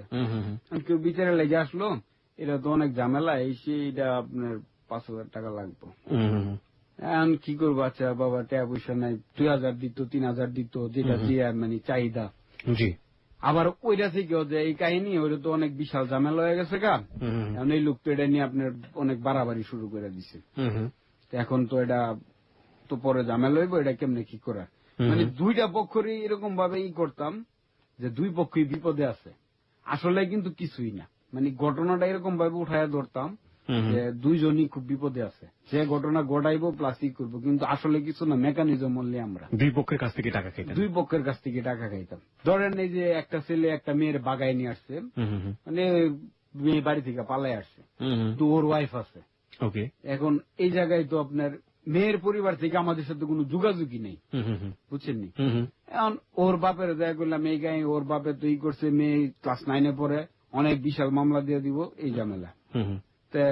আচ্ছা এটা কি করা যা, এটা যেমনি ফয়সলা করে তো মেয়ে পোষায় দেবে, টাকা লাগবো, মেয়ের ফ্যামিলি থেকে তো মানতেছে না, টাকা লাগবো 1 লাখ। তারপর মেয়ের বা গার্জিয়ানরা আবার কইতেছে এই সমস্যা, এরা তো মেয়ে দিবই না, আপনার মেয়ে নিয়ে গেছে, দেওয়ার সম্ভাবনা নেই, বরং স্যার ওই যে আছে আপনার কাছ থেকে 2 লাখ টাকা দাবি করবেন, যেটা আপনি দিতেইব, কারণ যেহেতু মেয়ে চলে গেছে। ওকে। এইভাবে মেয়ের পক্ষ থেকেও টাকা নিতাম, ছেলের পক্ষ থেকে টাকা নিতাম, অর্থাৎ দুই পক্ষ থেকেই নিতাম, নিয়ে তাকে একটা সলিউশন করে দিতাম, কিন্তু টাকাটা খাইতেন। টাকাটা খাইতাম। তো 2002-এর আপনার জুনের 5 তারিখ আমি কোন একটা কাজে মুন্সিগঞ্জে গেছিলাম। তো ওই জায়গায় যাওয়ার পর আমার কিছুই ভালো লাগতেছে না, মানে কোনো কিছু ভালো লাগতেছে না, বুঝতেছি না আসলে ভালো না লাগার কারণ কি। ওকে। তারপর বাড়িতে চলে গেলাম, যাই দেখি আব্বা খুব অসুস্থ, আমার আব্বা। কিন্তু আমার আব্বার সাথেও কিন্তু তখন পাশাপাশি বেডে থাকতাম, এই যে এর আগের মুভমেন্ট গুলা আব্বার সাথে আমার দেখা হইতো না, প্লাস বড় ভাইয়ের সাথে দেখা হইতো না, তো মার সাথে আমার দেখা হইতো, এবং মারে আমি যা বলতাম চেষ্টা করতো আমার রাখার জন্য, এবং মা আমারে খুব আদর করতো, মানে খুবই আদর করতো মা আমারে। এখন ওই যে এবার মনে হয় আমি ঈদের পরে গত সপ্তাহ বাড়িতে গেছিলাম, যাওয়ার পরে একবারে কান্না করে দিল যে 3 মাস যাবত তোরে দেখি না, এই অবস্থা আর কি। আচ্ছা যাক, বাড়িতে গেলাম, যাই দিকে আব্বা খুব অসুস্থ, আব্বার সাথে সাথে মেডিকেল নিয়ে গেলাম, চিকিৎসা করাইলাম, রাত্রে মেডিকেল করলাম, মোটামুটি আব্বা সুস্থই আছে। আমি সকালবেলা বাড়িতে এসে পড়তেছি, রাস্তায় আসার পরে আমার মোবাইলে রিং দিল, আমার আব্বা মারা গেছে। বিশেষ কথাটা আমার বিশ্বাস হইল না, আব্বা মারা যায়, আমি সুস্থ দিকে কথা বলছি, আমার আসতে তো সময় লাগছে মাত্র 1 ঘন্টা হসপিটালতে বাড়ি, 1 ঘন্টার মধ্যে আব্বা মারা যেতে পারে না। পরে যাক 2-3 ঘন্টা পরে আব্বারে নিয়ে আসলো, আমি দেখলাম। এখন আসলে আব্বা মারা গেছে এটা ঠিক আছে, তখন আমার কাছে মানে মনে হয়েছে যে আমি এই স্বাধীন হইলাম, মানে অনেকটা ভাল লাগছে তখন, যে আগে তো বাড়িতে এলে বয়ে আসতাম না, সবকিছু দিকে ঝামেলা করতো, আজকাল দিকে আমার আর কেউ নাই, ঝামেলা করার মতো কেউ নাই। মোটামুটি আমি এদিন খুব হইলো আর কি, যে আমার একজন মনে হয় যে আমার পিছু টান চলে গেছে, এখন আমি এলাকায় কিং এর মতো চলতে পারবো, আমার রাজত্ব আমি চলে যেতে পারবো। মানে বাবা মারা যাওয়ার পরে আপনার এই ফিলটা হলো যে না, আমার কাজ আমি যেটা করতেছি সেটা আমি এখন স্বাধীনভাবে করতে পারবো। হ্যাঁ, এখন আমি স্বাধীনভাবে করতে পারবো, যাক আমার ঝামেলাটা এখন কমছে, কারণ অনেক কিছু সেভ করে করতে হইতো, তো এখন আর এইগুলো আর করা লাগতো না। ওকে, গল্পের এই জায়গাটায় আমি একটু থামাচ্ছি। দেখুন, আমি আমার শ্রোতাদেরকে বলছি, যার যেটা ফিলিংস সেই জায়গাটা থেকে আমরা তুলে ধরার চেষ্টা করছি। এখানে আমরা কোনোভাবেই তাকে কোনো ধরনের বাধ্যবাধকতা বা মোরালিটি বা এথিক্স কি সেটা শেখানোর জন্য আমরা অনুষ্ঠানে আনিনি। আমরা তাকে অনুষ্ঠানের শেষ পর্যন্ত নিতে চাই, কারণ অনুষ্ঠানের শেষটা কি আপনি সেটা জানেন না। সে সেই মুহূর্তে যেটা ফিল করেছে সেটাই সে বলছে। এখানে নাটকীয়তার কিছু নেই, গোপনীয়তার কিছু নেই, সত্যটাই হচ্ছে হ্যালো 8920 সবচেয়ে বড় বিষয়। ঠিক আছে, তো বাবা মারা যাওয়ার পরে আপনার এই ফিলিংসটা হলো, তারপর? কিন্তু এই ফিলিংসটা হইলো যে যাক, কিন্তু পরের দিন থেকে আসলে বাড়িতে আসি মনে হয় অনেক খালি লাগে, ঘরে শুইতে যায়, পাশে কেউ নাই, প্লাস আমি তো তখন আব্বার সাথে থাকি না, কারণ সারা রাত্র তো আমার সিগারেট লাগে, প্লাস স্টিক তো মনে কর লাগেই, স্টিক মানে গাঁজা লাগে আমার। আমি পাশের রুমে থাকতাম, মানে পাশের রুম বলতে আরেকটা ঘরে, আমাদের দিকে কিন্তু মাটির ঘর, এই ঘরে থাকতাম আমি। এইভাবে কিন্তু ভালো লাগে না, যে আসলে মনে হয় একটা শূন্যতা আমি ফিল করতেছি। আর যে বাবা মারা গেছে তখন মানে যে আমার যে বাধা নাই, তখন আমি মানে একবারে উন্মাদ হয়ে গেলাম, মানে আমি তখন মনে করেন টাকা কোনো দান্ডা না থাকলে কাউরে দেয়া বলতাম এই টাকা লাগবো 10,000, কালকে 10,000 টাকা দিয়েন তো। বাবা টাকা নাই তো, এই টাকা নাই মানে দমকায় যেমনি হোক টাকা নিয়ে আইতাম। তখন মানে এক প্রকার জোরপূর্বক শুরু করলাম এলাকাতে টুকটাক। এরকম ভাবে মোটামুটি আমার চললো ভালো দিন, প্রায় 1 বছরের মতো এরকম ভাবে আমার চললো বাবা মারা যাওয়ার পর। কখনো কাউকে মেরেছেন? মানে আমি মারছি, মানে আপনার চোর টুর গুলারে থাপড় টুপড় দিছি, বিশেষ মারি নাই। বিশেষ মারার মধ্যে মনে করেন একজনরে আমি মারছিলাম, ও মসজিদের মাইক চুরি করে নিয়ে গেছিল, প্লাস হচ্ছে আপনার এই যে স্টিলের ইটা আছে না ওইটা নিয়ে গেছিল।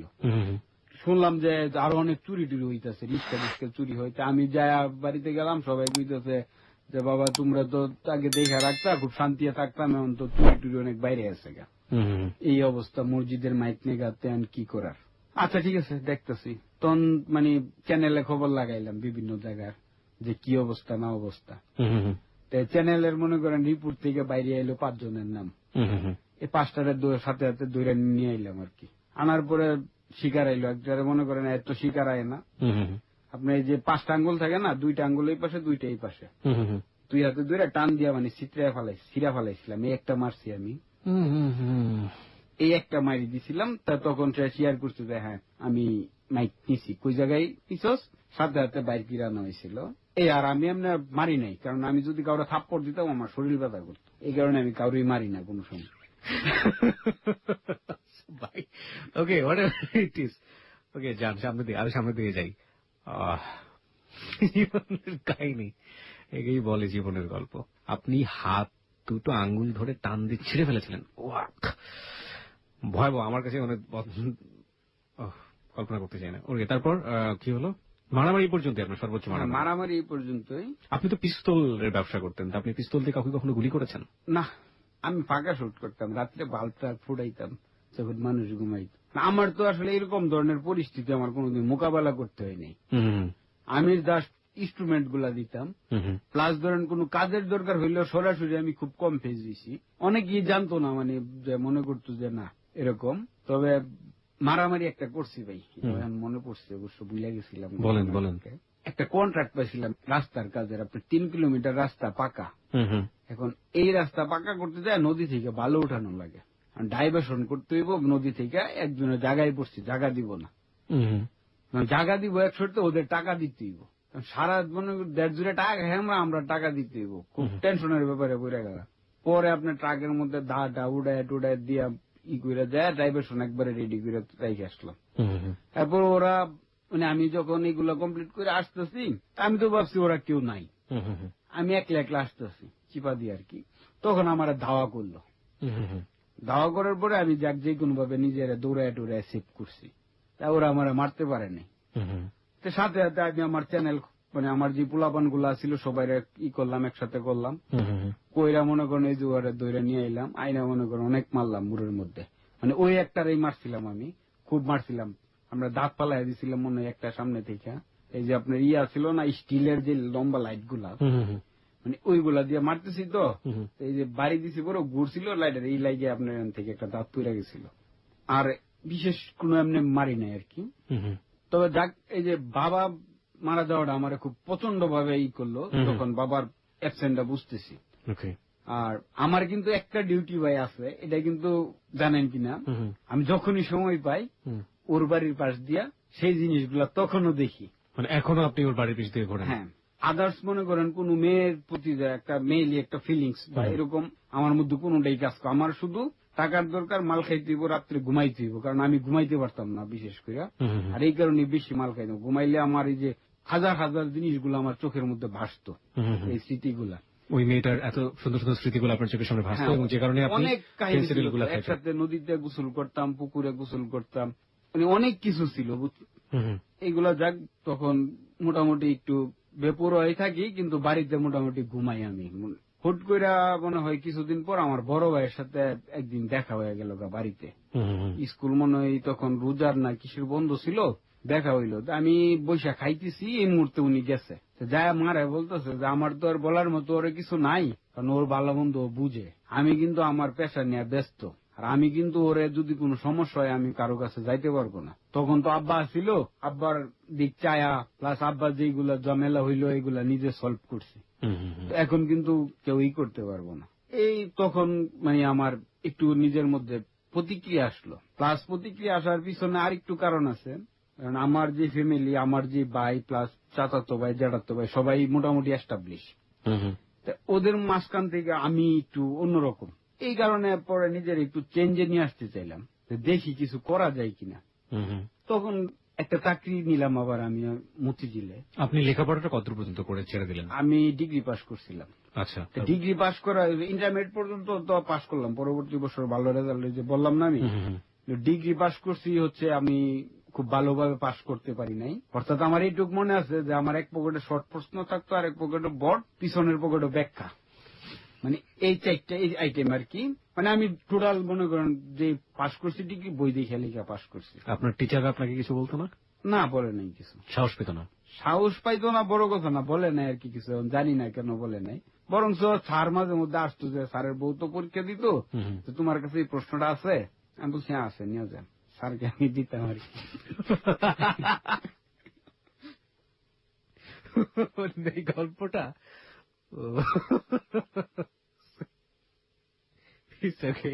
তাহলে দেখে যান, তারপর কি বলবো বুঝতে পারছি না। আজকে গল্পটা আসলে লাস্ট পর্যন্ত গিয়ে কি হয়, ইটস অলসো লাইভ স্টোরি। এটা একটা মজার বিষয় হচ্ছে যে এটাই জীবনের গল্পের আসলে কোনো সিলেবাস নেই, এটাই আসলে লাইভ স্টোরি। রিয়েলটা আসলে এটাই। হ্যাঁ, এখানে নীতি নৈতিকতার ব্যাপারটা আসলে এরকমই। স্যার যে স্যারের আসলে গার্ড দেওয়ার কথা, সেই স্যার তার কাছ থেকে এসে নকল নিয়ে যাচ্ছে, তোমার কাছে কি এটা আছে? আমার বউ পরীক্ষা দিচ্ছে, তার জন্য এটা লাগবে। ওকে ভাই, তারপর কি হলো? তারপর তো ডিগ্রি পাস করলাম আমি। তা মতিঝিলে একটা চাকরি নিলাম, ফকিরাপুল বাসা। ফকিরাপুল লাইসে মোটামুটি তখন তো আমি মাল না খেলে ঘুম হইতো না আর কি। যাক, তখন মনে করেন খাইতাম 6টা 7টা 3টা 4টা এরকম আর কি। আস্তে আস্তে কিছু লিমিটে আসলো, 1টা 2টা করে খাইতে শুরু করলাম, চাকরি করি। চাকরিটা এরকম করি, করার পরে আপনার এই যে এই এলাকাতে আবার একটা ঝামেলা হয়ে গেল। এলাকা আমি যে বিল্ডিং এ থাকতাম ওটা একটু ছেলে ছিল, ওদের পাশের সাথে ঝামেলা হয়ে গেল।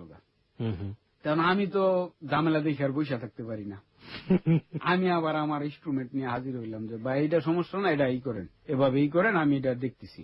তা ও খুব মানে আমার শেল্টার পায়া খুব খুশি হইলো। তখন ধরেন বিশাল আকার একটা ইয়ে হইলো, ওই পার্টির আমরা ধরেন ই কইরা দিলাম। আমি আবার এখানে পরিচিত হয়ে গেলাম মতিঝিল এলাকায়, এই ফকিরাপুলে। আচ্ছা, ফকিরাপুলে পরিচিত না, কি নামে পরিচিত? জামান ভাই। জামান ভাই। ওকে। এই ফকিরাপুল তো এখন মনে করেন মোটামুটি সবাই আমার ফ্রেন্ড সার্কেল, যারা বাড়িওয়ালা সার্কেলের আছে আজকে নিশ্চয়ই শুনছে তারা। হ্যাঁ, সবাই আমার সাথে পরিচিত। এইভাবে এনে আপনার থাকলো, একটা ছেলের সাথে আমার পরিচয় হইলো। ও আপনার মনে করেন স্টিক খাইতো প্লাস ফেন্সিডিল খাইতো। স্টিক মানে গাঁজা? ওকে। ওর সাথে মোটামুটি তখন সময় কাটাইতাম, পার ডে একটা করে খাইতাম, আর স্টিক টিস্টিক খাইয়া মোটামুটি দিনগুলা পার করতাম। সকালে অফিস টুপিস করতাম, এইভাবে চলতে থাকে আর কি।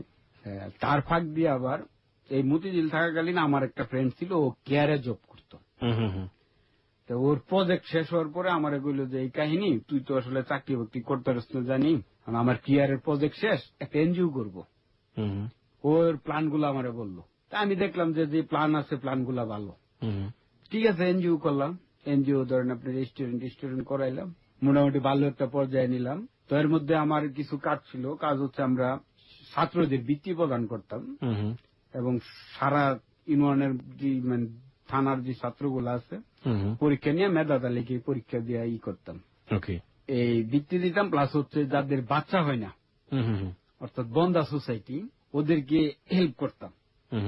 মানে যে চিকিৎসা ট্রিটমেন্ট কিছু। আমার 2টা ফ্রেন্ড আছে আবার ডাক্তার, মানে ওদের সপ্তাহে একদিন সময় দিত আমার এই জায়গায়। ওইভাবে আপনার চালাইলাম এটা। তারপরে আপনার মোটামুটি খুব ভালো চলতেছে, ভালো অবস্থা। তো এখন ম্যানেজমেন্টে যারা কমিটিতে ছিল, ওরা বলতেছে যে না, আমরা কিছু করি, ক্ষুদ্র ঋণ চালু করি, এই মাল্টিপারপাস। যখন টাকা আসলো এটার মধ্যে, তখনই ধরেন এক একজনের এক এক ক্যাপাসিটি হয়ে গেল। তখন দেখলাম যে না, এটা আসলে এরকম ভাবে ভালো না, এনজিওটা ক্লোজ করে দিলাম। তখন আমি আরেকটু হয়ে গেছি, মানে আরেকটু আগায় গেছি, মানে আমি কিছু করতে চাইতেছি। বড় ভাই যে আমারে বললো যে আমি নাই, আমি আসলে করার জন্য চেষ্টা করতেছি, কিন্তু এই করতে পারলাম না। আবার এনজিওটা ধরেন করতে করতে হইল না, কারণ এক একজন এক একভাবে টাকার যথার্থ হিসাব পাচ্ছি না আমি, প্লাস কেউ পাচ্ছে না। তখন এটা ক্লোজ করে দেওয়া হইলো। আমি আসলাম আবার ঢাকাতে চলে আসলাম, এনজিও টেনজিও ক্লোজ করে। এরই মাঝখান থেকে ঢাকাতে আসার পর আমার একটা ফ্রেন্ড ছিল, ও ইন্টারনেটের বিজনেস করতো, প্লাস ক্যাফে ছিল, সাইবার ক্যাফে। হ্যাঁ সাইবার ক্যাফে। তো ও বলতেছে, যেমন ভাই আমি তো আসলে একা বিশাল প্রবলেমে আছি, আপনি যদি হেল্প করেন একসাথে থাকি তাইলে মনে করেন যে আমার জন্য খুবই ভালো হয়। এই জায়গায় মোটামুটি আমি শুরু করে দিলাম আর কি। ওই জায়গায় থাইকে আমি আবার চিন্তা করলাম, যেহেতু কম্পিউটারের কাজ টাজগুলো আমি মোটামুটি সব শিখা ফেলাইছি, নেটওয়ার্কিং এর যে কাজ আছে মোটামুটি ভালো জানি, কম্পিউটার হার্ডওয়্যারের যে কাজ আছে পারি, সফটওয়্যারও পারি। নাইটে আপনার বিচ ইঞ্জিনিয়ারিং এ ভর্তি হয়ে নিলাম, কাজও করতেছি এটাও করতেছি আমি, মোটামুটি এভাবে আর কি করে গেলাম। এরই মাঝখান থেকে আপনার আরেকটা মহিলার সাথে আমার পরিচয় হয়। তো ও আমার ক্যাফে আসছিল আপনার এই বোরকাপুরে, বোরকাপুরে আসছে। আমি তখন আসলে গান শুনতাম, হচ্ছে সতীনাথ, মান্না দে, এগুলার গান শুনতাম আর কি। তো ও আমার ক্যাফে কথা বললো, হুট করে আমার দিকে বলতেছে, তো জানি না কি, তবে আপনাকে আমার খুব বিশ্বাসী মনে হয়।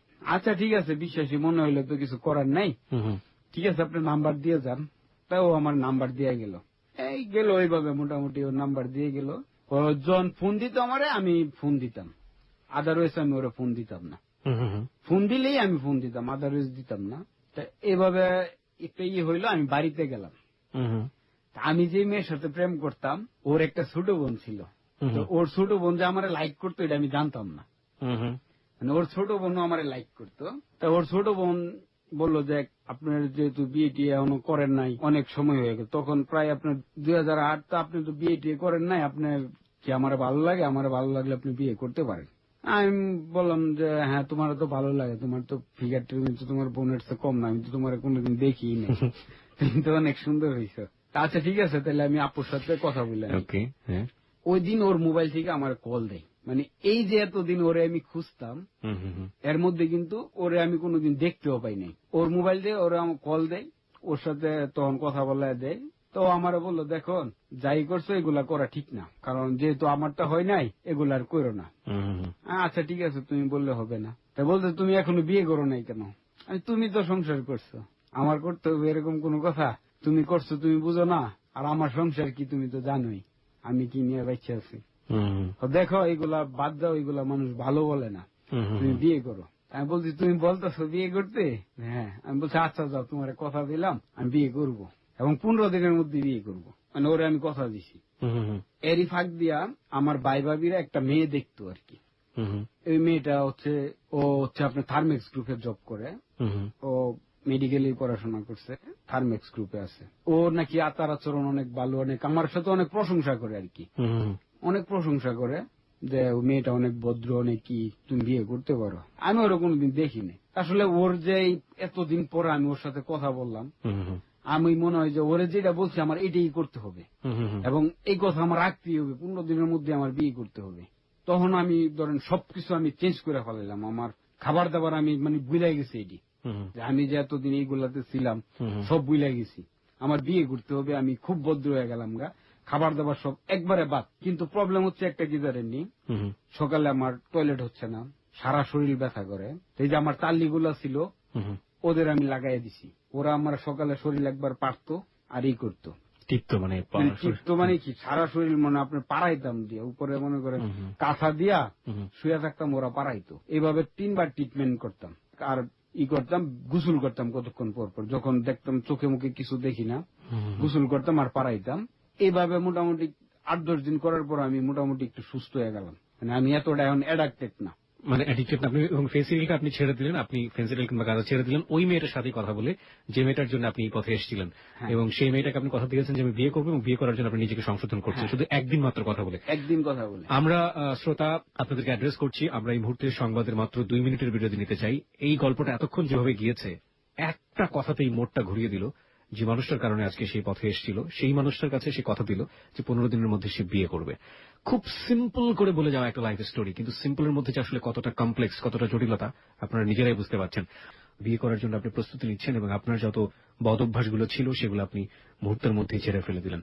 তারপর কি হলো? তারপর তো মানে ওর বাড়ি থেকে আমার খোঁজ খবর নিতে আসলো মেয়ের ভাই। মেয়ের ভাই এসে ধরেন আমার সব ভালো কাজগুলাই শুনলো আর কি, খারাপ করার কথাকে বললো না।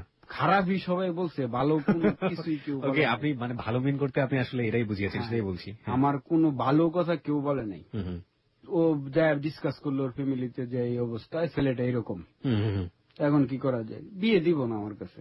এখন আমার একটা ভাবির ছোট বোন ছিল, হুম, হুম, ওরা হয়তো ভাবতেছে যে আমি যে বিয়ে করব, আমি যে সিরিয়াস, হুম, হুম, এটা মানে আমার ফ্যামিলি থেকে কেউ জানতো না, প্লাস আত্মীয় স্বজনরাও জানতো না যে আমি যে আদৌ বিয়ে করব। হুম, হুম, হুম, তো ওই মেয়ে, আমি বলছি যে এই এক কাজ করেন, ওর নাম্বারটা দেন, আমি একটু ওর সাথে কথা বলবো। আমার নাম্বার দেয় না। তুমি দুষ্টামি করবা, জানে দুলাভাই চাকরি করে, হুম, হুম, আমাদের মান সম্মান আছে, যদি তুমি দুষ্টামি করো তাহলে কিন্তু অনেক প্রবলেম হয়ে যাবে। হুম, হুম, তো আমার তো টার্গেট হচ্ছে আমি ওরে কথা দিচ্ছি 8 দিনের মধ্যে বিয়ে করব। এখন নাম্বার দিচ্ছে না আমাকে, পরে লাস্টে দিছে, ভাই তোমার কাছে মাফ চাই, হুম, তুমি ফোন করে কোনো দুষ্টামি করবা না। হুম, হুম, হুম, আমি ফোন দিয়ে মোটামুটি হুম, কথা বললাম, হুম, ওর সাথে আমি কথা বললাম। হুম, তো ওরে আমি আমার বললাম যে সব এই অবস্থায়, আমি এই অবস্থা থেকে এই অবস্থায় আছি, হুম, হুম, এখন তুমি কি করবা।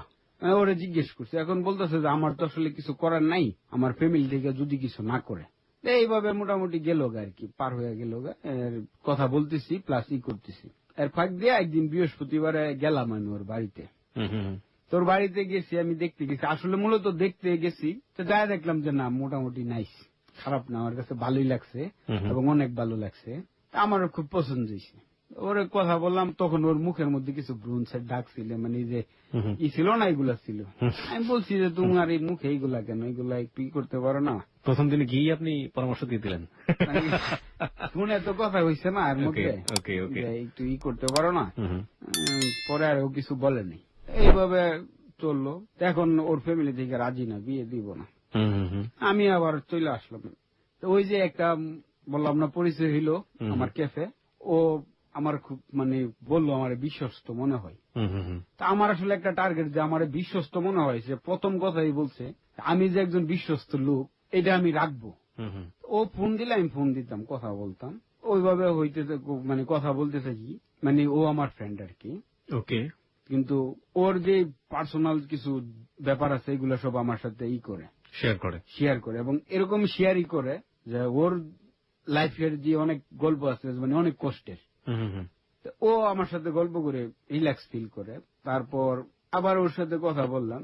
তো ওর দুলাভাই আছিল একটা, সে মানে সবার গ্যাং, মানে উনি যেটা বলে এইটি অলিনর। হুম, হুম, হুম, এখন আমি ওরে বললাম যে ওনার নাম্বারটা আমাকে একটু দাও। নাম্বার দিল। তা আমার টার্গেট যে উনারে যদি আমি পড়াইতে পারি তাহলে আমি সাকসেস। হুম, হুম, হুম, কারণ আমার তো 8 দিনের মধ্যে 15 দিনের মধ্যে করতে হবে, এর মধ্যে আপনার গেছে গা হচ্ছে 8 দিন, হুম, হুম, বাকি আছে মাত্র হচ্ছে আমার 6 দিন। হুম, কারণ 15 দিনের মধ্যে তো আমার করতেই হবে। সেটাই। তারপরে উনারে ফোন দিলাম, ফোন দিয়া অনেক কিছু বললাম। বলার পরে উনি বলছে, জামান আমার যদি মরতেও হয় আমি মরবো, তো তোমার আমার শালি বিয়ে দিব, যদি কেউ না দেয় আমি তোমার নিয়ে তোমার বাড়ি দিয়ে আসবো। হুম, হুম, উনারে আমি এরকম ভাবে কনভিন্স করছি। আর ওরে আমি বলছি যে তুমি একটু সাপোর্ট করো আমার ব্যাপারে।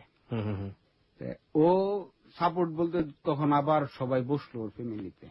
হুম, হুম, বসার পরে ওরে জিজ্ঞেস করলো কি, যে আচ্ছা সবকিছু মিলে ওর কি কি সমস্যা, মানে এইগুলা বললো আর কি। হুম, হুম, তো ও একটা ডিশ বললো যে আসলে ভালোর সাথে তো সবাই সংসার করতে পারে, হুম, হুম, খারাপ নিয়ে কয়জন করতে পারে, আমার কপালে যা আছে হোক, আমি ওরে বিয়ে করব তোমরা যদি রাজি থাকো। ওকে। ওই এখন মেয়েটা ওর বললো। মেয়েটা বললো। দেখুন কত বড় একটা চ্যালেঞ্জ সে নিল।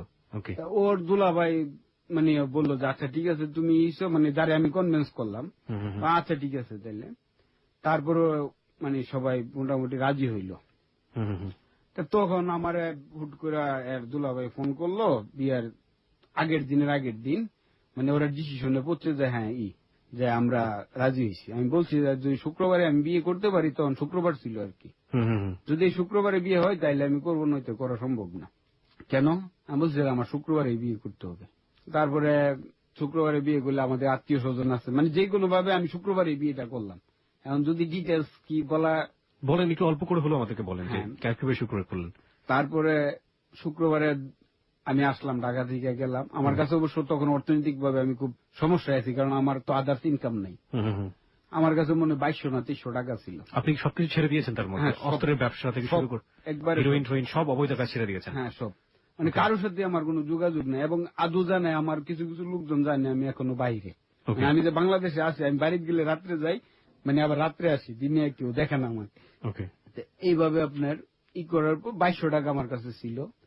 এটা থেকে আমি করলাম, বড় ভাই আমার তখন কিছু হেল্প করলো আর কি, অর্থনৈতিক ভাবে যা হেল্প করার দরকার উনি যা করার করলো। যা কোন রকম ভাবে আমি শুক্রবারে ওরে বিয়ে করে নিয়ে আসলাম। বিয়ে করে নিয়ে আসাটা আসলে সবচেয়ে বড় জিনিস না, ও যে চ্যালেঞ্জ নিয়েছিল, প্লাস আমার জীবনের যে আসলে একটা মেয়েদের প্রতি আমার একটা ভ্রান্ত ধারণা ছিল যে আসলে মেয়েরা মনে হয় ছলনাময়ী বা ওরা অনেক দূরে থাকে, কিন্তু ও আমার জীবনটা লাইফ স্টাইলটা অনেকটা চেঞ্জ করে দিয়েছে আমার। মানে কি বলবো, আমার বউ আমার অনেক ভালোবাসে, অনেক, বুঝাইতে পারবো না এটা। মানে আমার আদৌ পর্যন্ত আমি তারে মনে করেন যে তুমি একটা জামা কিনো, আমি কিনাইতে পারি না ওরে দিয়া, আমার পছন্দের কিনবো। একজোড় স্যান্ডেল কিনতে হবে, আমার কিনে দিতে হবে। মাথার ক্লিপ কিনতে হবে, আমার দিতে হবে, ও কিনবে না। এইভাবে ধরেন আমার এখন সংসার জীবন চলতেছে। আমার একটা ছেলে আছে, 3 বছর হয়েছে আর কি।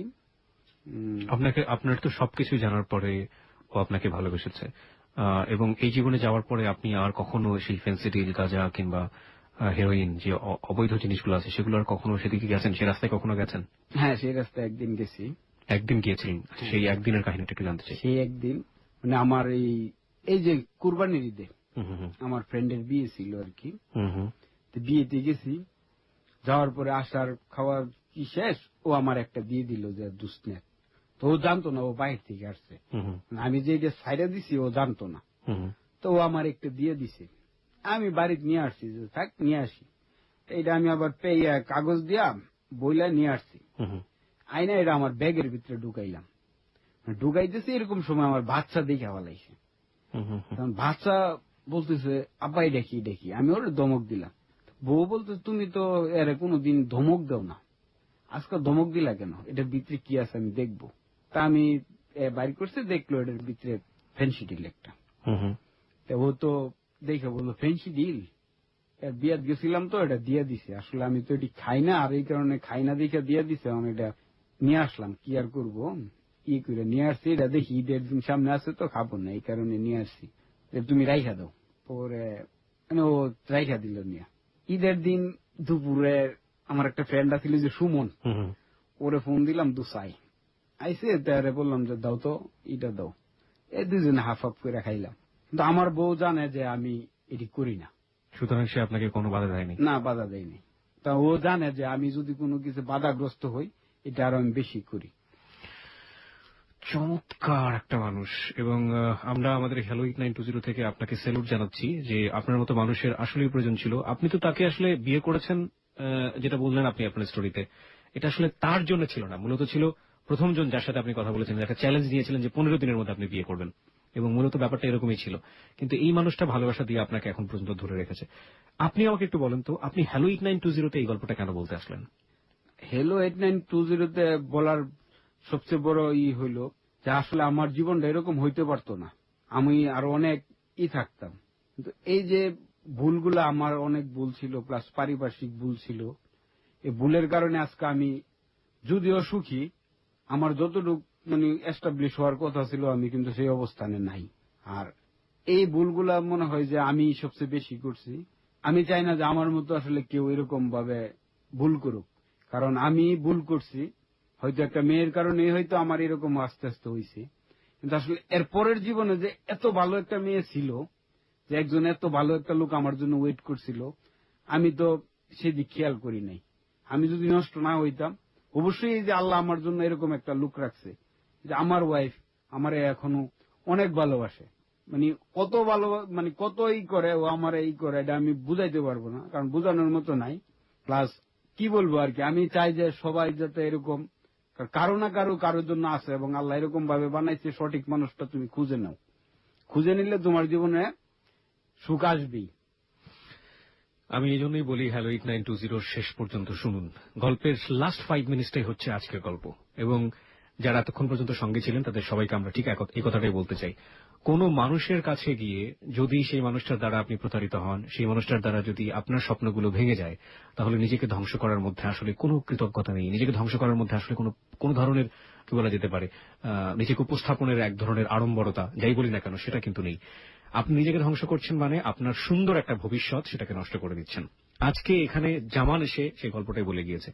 জামান কিন্তু এটা বলেছে যে সে যদি জানতো যে তার জীবনে এত সুন্দর একটা মানুষ অপেক্ষা করছে, তাহলে সেই সুন্দর মানুষটাকে সে যে অতীতের ভুলগুলো করেছে সেই ভুলগুলো না করে আজকে আরো সুন্দর একটা জায়গায় তাকে রাখতে পারতো, আরো সুন্দর একটা ভবিষ্যৎ